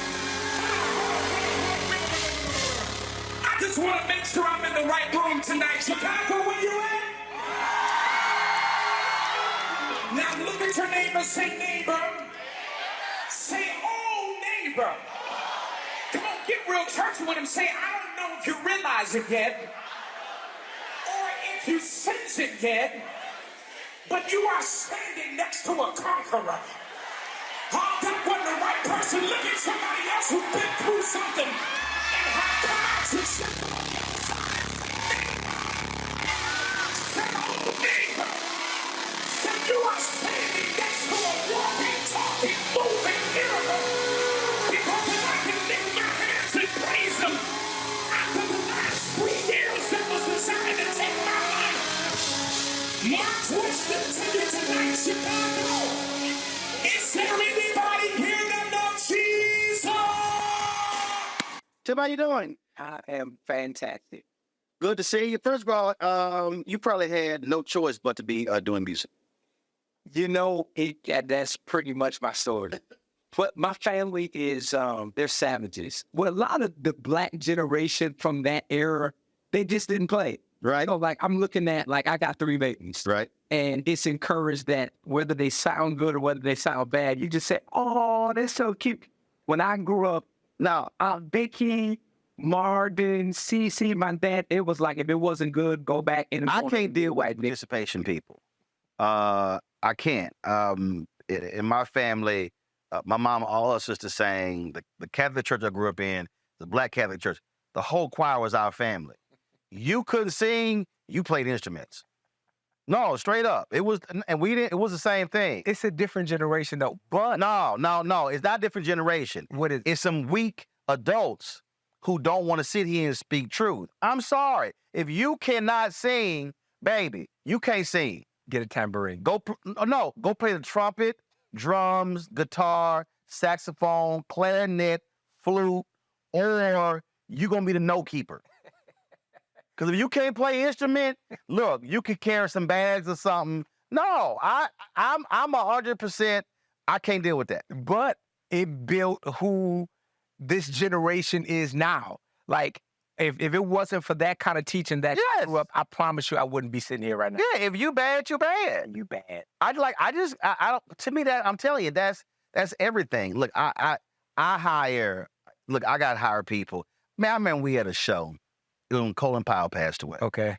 And I had a booker and she was like, oh my God, that was a great show. You should bring donuts in tomorrow. I was like, you know what, of 15 people on the show, you only booked 2 of them. The other 13, I gave you the phone numbers. So it ain't like you had a great show booking guests. I'm literally sitting in front of my uncle right now. And I feel like I ain't bringing no donuts in tomorrow. Now, if we had 15 guests and you booked 13 of them, now got them. Yo, great job. But maybe she needed some encouragement. Buy your own cupcakes or donuts. I can't. No, that really does bother me because I fundamentally believe that when folk don't give you the hardcore truth, come on. When you come up against a real situation, you have a false sense of belief. Yep. And it's like, I don't understand what's going on. Well, because you really can't sing. That's good. No, and it'll make you. I'm telling you, self-awareness is so key in this business. And with the advent of social media, it's so many people, I say, that are a mile wide and an inch deep. Yeah. Kathy Hughes has a phrase, she call it, you ain't deeper than mustard on a hot dog. What? I love the thing your generation and these saying. Hey, what? But you know exactly what that means. I know exactly what it means. What that means. You ain't deeper than mustard on a hot dog. That's hilarious. But that to me, when you look at like when Get On Up came out. Okay. So that was that. So that was it was the great scene when Maceo was talking to Bobby. Okay. And he's like, Bobby, man, what you doing, man? Why? Man, go out there and make some music. And the brother who played Bobby, he said, man, listen. He said, from the moment I met James, he was meant to be out front. He said, there's nothing I could do that could put me out front. He understood that's what it is. Now, I remember calling my executive producer because he wanted me to pull back. He was like, man, you being too hard on the staff. And I was like, as soon as it came, I called him when I finished seeing the movie. I said, I can't do what you want me to do. He was like, why? I said, Exhibit A. I said, because we wouldn't be talking about how tight James Brown Band was. Talk about it. And talking about the shows and how phenomenal, Mr. Dynamite and all that. I said, if he didn't understand the standard, we were here. Prince was the same way. I said, show me somebody, not the black standard, the standard. The standard. I said, and that's what makes them great. I said, now, in the moment you don't like it. I said, but somebody has to be real to truly pull the best out of you. And I just think too many people today don't want to be pushed that hard. Absolutely. I completely agree. So how do you deal with your folks when you're rehearsing, when you're taking people through, you having to hire people because or you might be saying, man, my people were tough, but then all of a sudden you go, dang, I sound just like they do. It is weird how much I resemble my uncle Marvin Winans. And I grew up saying, shout out to you, Unc.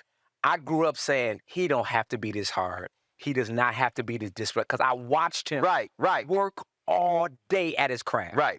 Like we see him now pastoring. We see him not, but he worked. He will question you. Yeah, are you kidding me? He will. I'm sure. Hold up. We spoke at Bethune-Cookman. And again, I grew up Catholic. Man, we didn't read the Bible. We didn't know how many books were in the Bible. We couldn't tell you what was new and old. Look, we had a missalette, okay? What is a missalette? It was a booklet that had all the readings for the month, the scripture for the month, and it's all in the missalette. That's all like budget. Dog, it's all right there. That had the original budget. No, you got one book. Nope. It was a monthly missalette, and every Catholic church around the country had the same missalette. Okay. Catholic church don't play. Like, we gonna be all like, you ain't freelancing out there. And so you go grow up. You ain't. I'll be somewhere with classmates reciting scripture. I'm like, what y'all talking about? Like, I got to go to the back. What's the page number of that book? And then that's how he showed up in my missalette. Yeah, that's how it was. So I spoke at Bethune-Cookman, and I said something, and I quoted the scripture. And so when I sat down, Marvin goes, what did he say? I ain't lying. He goes, what scripture was that? I was like, man, I don't know. That was like Judges 12. I don't know. He was like, there's no Judges 12 or whatever it was. And I was like, look, it's in there. Like, I know what I said. I know the scripture I recited. It's in there. Now, I can't give you chapter and verse, but I know it's in there. I can guarantee you. I didn't care. But that's him, though. And when I tell you, what you see is what you get. Right. When I tell you, I used to look at him rehearse for 8 and 9 hours. And it don't take that. And we couldn't be out of here in 3? Listen, you can get the same thing done. If you had sent the music earlier, you would have come in here and get inspired, but it's the same thing. And it produces and it builds something. So now my team is watching me. Nobody outworks me. Right. Nobody outgrinds me. I believe in myself and I believe what God put in me. And I walk it out. So it's like I tell people all the time, I'm the oldest, youngest. Look at me. I got the pop leg cross. Hey. I'm the oldest, youngest guy, but it was that family that you talked about that brought that up. I think so. See, that's interesting. We were coming back from dinner last night. You know, I ain't gonna say no names, Henry. Come on, Carl. I ain't gonna say no names, but he was like, how you know when you were the best? Like, I knew I was the best. Listen to me. Oh, I feel like I'm sitting across from my uncle, y'all. But here's the thing about that. How did you know you were the best? Oh, because it was it. You know you the best when you in the room and you like, man, these fools can't hold a candle to me. For real. You know that. Look around. You know that. You know you been there. You like, man, I'm about to outsing all these fools. I'm cracking up. It's just a knowing. No, but you know. But you also know when you're not the best. You do. Which then means I know what I got to do to get there. Yes, you do. But see, here's the thing that bothers me. Talk about it. If you are black and you are a non-athlete, people got a problem when you say that. So if you are a black boy, okay, and you say you in the 7th grade, and he says, I want to be the best that ever played football. Oh, that's great. Oh my God, LeBron said he wants to be the best ever played basketball. But if a black boy says at 7th grade, I'm going to be the best journalist, I'm going to be the best lawyer, I'm going to be the best engineer. Look how cocky and arrogant he is. And so I have never noticed that. If you take, but now that in sports, no, we literally hold up. Oh, and they'll show. Oh, the work he puts in. They will glorify that. But if you have that conversation that has nothing to do with sports, I'm gonna be the greatest Supreme Court justice. No. How dare you? Wow. How dare you? Wow. And we black folks will say the same thing. Because we're conditioned. Conditioned. And so I think it's the hardest thing to try to talk to a young person to get them to say, no. You need to understand. I got inducted to a Hall of Fame, and somebody said, "Did you ever just envision growing up all of this would happen?" Yes. They were like, "Excuse me." I'm like, now, was it your parents? Was it like how? Because for me, it was definitely that family that you talked about. They made me know. They put a dog in me. It's like so when I'm singing, when I'm in rehearsal, it's just a awe in me. Like I thinking back. First of all, grandfather and grandmother maternally were married like 44 years. Wow. Only lived 8 blocks, so I spent a lot of time with them. Grandmother owned a catering business. Parents this year married 56 years. Oh, wow. And then my parents never went to college. Congratulations. Never what they weren't. Never made more than $50,000 combined. But it was like you're absolutely going to get an education. And it really even, I mean, when I think back, it wasn't even, no, you're going to be the absolute best. I think what it really was is the foundation was laid. And then is, now what are you going to do with it? And so then for me, when I decided I'm going to this school, it was like literally walking on the campus, I said, I'm going to be the best to ever come to this school. Now you got to do it. And so it's a mindset, it's attitude, it's just growing up in the conversations with relatives and where they affirmed, they also challenge hardcore. So like we had family debates, they never treated us like, okay, y'all go to the kiddie table. It was like, oh, you want to get in this conversation? You can get in the conversation. Keep up. But you ain't gonna get treated like no kid. Yeah. Understand? Yeah. We will kick your behind and destroy your arguments and hurt your feelings. Yep. And then you gotta go lick your wounds. We ain't even gonna hug you. Yep. So if you want to come in this debate, come on. But you know what's gonna happen if you can't keep up. Sit in this. So it's like children's church. My parents wouldn't let us go to children's church. No. You go sit in the main service and understand what's happening in here. And if you go to children's church, it's gonna be the play and that fun. Man, my grandfather told the priest, man, I don't need to come to you confess my confessions. I can go to God straight. Come on, Pops. Dude, I saw my grandfather teaching the prescription. I was sitting and I was like, this Negro is crazy. He was a bad man. He was bad. So when you see that, yeah, I think what that does is it gives you, man, he told me something, tripped me out. He told me, my brother, y'all ain't got to tell people yes, sir, no, sir. He says, yes will suffice. He said, I had to sit here and tell white folks, yes, sir, no, sir. This was exactly what he told. I was like, to my brother, like, I said, man, where does this come from? He's like, yes will suffice. So I think growing up, he passed when I was 15. I think growing up. But you're proving my point. Yeah, that's the village you came. That's the building. So it wasn't necessarily you're gonna be great at being a journalist. It's the building up of all the other stuff, and now you can go do whatever you want to do because you've been built. Take this foundation and fit it in whatever field you choose to go. There you go. I love it. There you go.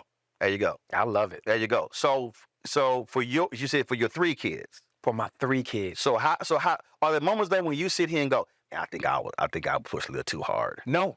Really? Well, my wife is a little more lenient, but I'm not. I'm the guy who, like you said, if you're gonna stand here, make eye contact. Like I don't let my kids walk in here and be speaking to me and looking down and looking away. No, stop. I do that with kids. And a couple people say, hey, meet my son. I go, look me in the eye. Look me in the eye. I won't take a selfie with a young black boy who won't smile. I said, say, bro, this ain't no prison photos. You can smile at the photo. Because there's so many, because we are teaching young black boys to be hard. Come on. Yo, man, you a man. Man don't smile. I was like, it's a photo, dog. Smile. I've literally said, no, ain't gonna be no photo of you unless you smile. And the mama look at me and I would go, no, I'm dead serious. I need an intern with you for like a no. I would be laughing. Oh yeah, you would be great. Like, Sign me. Hey, I will be behind that camera or behind you cracking. Oh, Hold up, but we better not miss that shot though. get the shot. Antoine. Oh, so okay, who is that? Antoine. Me dancing on stage with Snoop Dogg at a Cincinnati Music Festival and somebody stopped recording. No. And had the money angle and the money shot. Antoine. Not Antoine. But Antoine kept his job, though. No, barely. But he kept his job. Barely. He on probation. So what did that look like? You come off the stage, woo, man, Snoop, yeah, no. Okay, let me see what I No, thought we had it. See, next morning, I'm flying to New York. Cracking me up. I'm flying to New York. Send me the video. Send me the video. I look at the video on the plane. Why the video stop? Antoine! What happened? Send text. Say it all. Send me the rest. Oh, I thought Deshaun had it. Deshaun, the driver. You too hard on Antoine. I don't like it. I don't like this line. I don't like this line. Missed the shot. The money shot. And here's anybody else getting The money shot. Snoop had to send me another angle. Okay, well, you got it then. Oh, because that one wasn't what? It was shot vertical, it wasn't shot horizontal. Missed the money shot. But you got, this is a story you will have. Piece it together. You will have this story for the rest of your. And he gonna have it too. He gonna have it too. Hey, I'm tired enough of this man internship. You are hilarious. But Dad, but again though, to me, and then it was like, well, I got 19 out of 20 right. Yeah, but you got that one wrong. I love it. Hey, I love it. I just think that, again, if you want to be great, yes, sir, somebody has to push you to greatness. I agree. Like who's dropping a cap behind me right now in a live interview? See, I don't understand. Because I know. Nah, you do like Prince and James Brown, turn around and go, absolutely. You hit them like. My team already know what this. You hit what? They already know. And I with my smile. You hit with that $5? Yeah. You be like, well, let me praise the Lord. No, I just $520. Yes, sir. I'll never forget one time my MD hit the wrong song next. And we had the full band, and I turned and I smiled at him, and and I just stayed there. And it was about 5 seconds too long, and his smile went from to. Like, yeah, you know what you did. You know when that lean on this smile too long, you know what it means. There you go. So, but I think it builds something in you. And yes, my father told me one time, as long as the pain to remain, I want to get this right. As long as the pain to remain the same is less than the pain to change, you'll never change. Did I say it right? No, it sounds about right. Sound about right. But as long as it is staying in this current, if it's mediocrity, if it's just less than, as long as that pain is less than the pain to change, you're never gonna change. Man, I worked with a Houston Defender, and Sonny Masai Giles, she cussed out the head of sales, and I was an intern. I was typing my story, and I was like, I ain't turn around.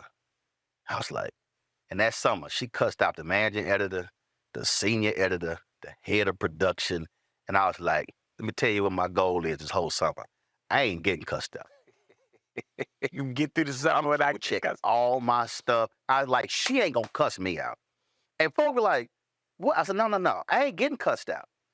That to me is the equivalent of, no, I'm gonna have my stuff together. Got to. I'm not gonna be sloppy even one time, even give her a thought about. She ain't cussed me out that whole summer. Not one cuss. But that's one of those things that, again, it builds you, because you say, no, I'm not going to give somebody an opportunity to jack me up.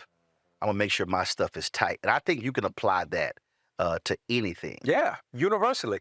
And I think the problem with my generation and the generation coming behind me is everyone seems to be comfortable. We want to be comfortable. We want to be soothed. We want to be set. We want to feel comfort in everything that we do. And no one is a general statement, but we need more people taking big shots to get out of this pool and go swim over here by yourself. And when I say not, people, somebody might say watching, oh, yeah, but people make mistakes. No, people make mistakes, but I can accept a mistake except when I told you to do something and then you did not fully do it. And now I can't accept the mistake because I told you in advance. That's the one that also gets me when you tell somebody, oh, I see what's coming. Do this to avoid this from happening, but then you forget to do it. And then it's like, yeah, but I did it 19 out of the other 20 times. Yeah, but that wasn't instruction. This one is what's screwing us up. Come on, you're teaching. Anthony. Okay, this is what did Anthony do? Man, he hit me the other day. He hit me the other day. Hey, you got to back up to that interview. My drive crashed. You mean the interview that was December 2021? You mean when I told you to dump all interviews onto another drive 3 months ago? But I dumped everything except that one. But right now we need that one. That one. See? Anthony had a lot on this, but you gave Anthony a lot of things to do. And the thing is, Anthony is one. The interview was almost 24 months ago. I don't like it. Guess what? I don't like this at all. Uh-huh. I don't like this. Anthony works for a living legend. Can you imagine his workload? And guess what? I bet he backing this interview up right now. Time. He got redundancy going. If this go out, something gonna get back.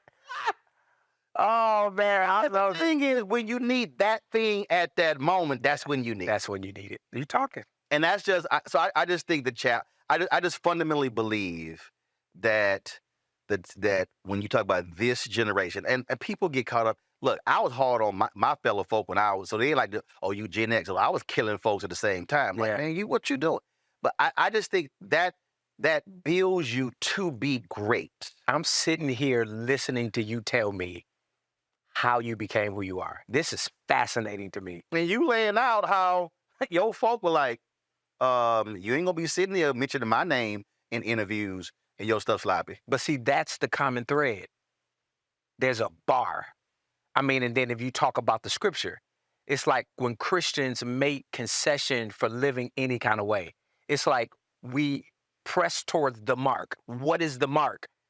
The high calling which is in Christ Jesus. So I gotta know how the standards that Jesus set. Now, not religious, because people will try to put religion on you. I'm talking about spirituality. Right. That's the mark. Right. And I'm sitting here listening to you, and the common thread that I'm hearing, I promise you, I'm just meeting you for the first time, and you feel like my uncle. But it's a common thread that all of the greats tend to have, and it's an insatiable appetite for greatness and to be above average. So it's like, this is fascinating to me.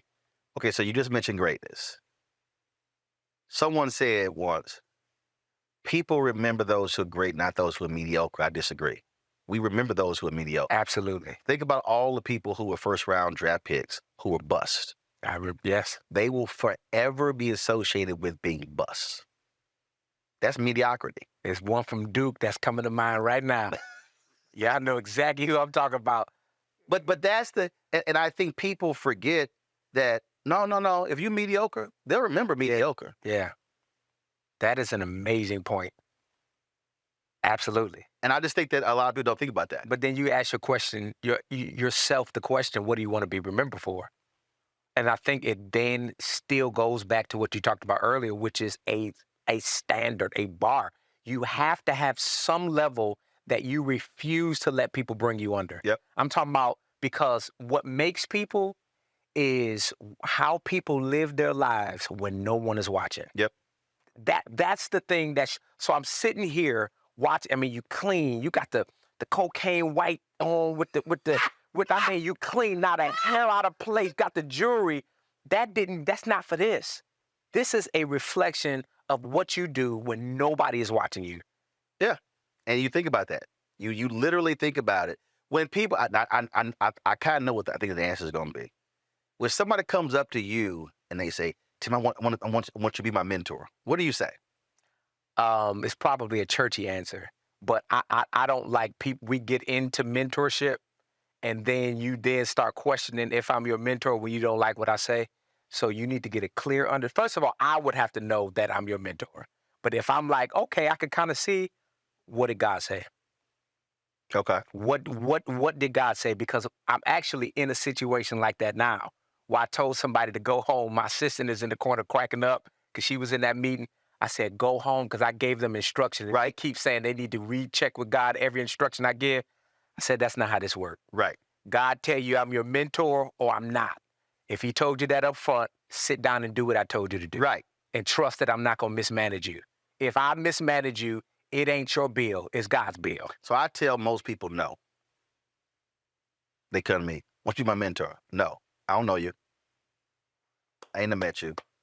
But I do use the biblical model. Moses picked Jonathan.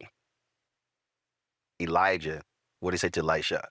So what I explain to people is, mentees don't pick mentors. Mentors pick mentees. I need to see something in you that I'm willing to invest in. Somebody put this man in B flat. And I need an organ in here. I need to, somebody get, that's good. I'm using it, and I will not be giving you credit for it. It's all good. Okay. It's all good. Now, I may give you credit the first time. It's all good. It's already on tape, so we good. We got the footage. We got the footage. No, Anthony recorded. We may not. We may not have this footage. We may not have this footage. But straight up, that's what I do. That's good. That's what I do, because most people, and I'm like, I don't know you. I ain't never seen you work. That's good. I don't know your work ethic. I got to see something in you to want to put something in you. And so I think when you talk about your uncles and aunts, whatever, it's probably other folk in your family who were singing, but weren't really that, who didn't have other stuff with it. When I tell you, I'm talking about they would take a Ginsu knife and could go up one side and come down the other. I'm talking about Band-Aids in all, because we used to have a Christmas competition, and the winner won $5,000. You had the singles competition and the group competition. Are you sick? Yes, they gave $10,000. About 700 of y'all. Yeah, there's a lot of So, yeah. But if you got up there, voice cracking, mouth dry, what? Literally, you was contemplating going to run and try. Apollo ain't got nothing. What? Don't you ever get up here and sing again. Sound a mess. Now, go on. Go heat me up some leftovers and bring it back for me. Go give me a drink. I wish you would cry. Wow. Welcome to my childhood. See? Did you win that 5,000? I did. Several times. Several times. I did. There you go. And that's why you sitting here today. Yes, sir. Appreciate it, man. You too. Great chat. You too, sir.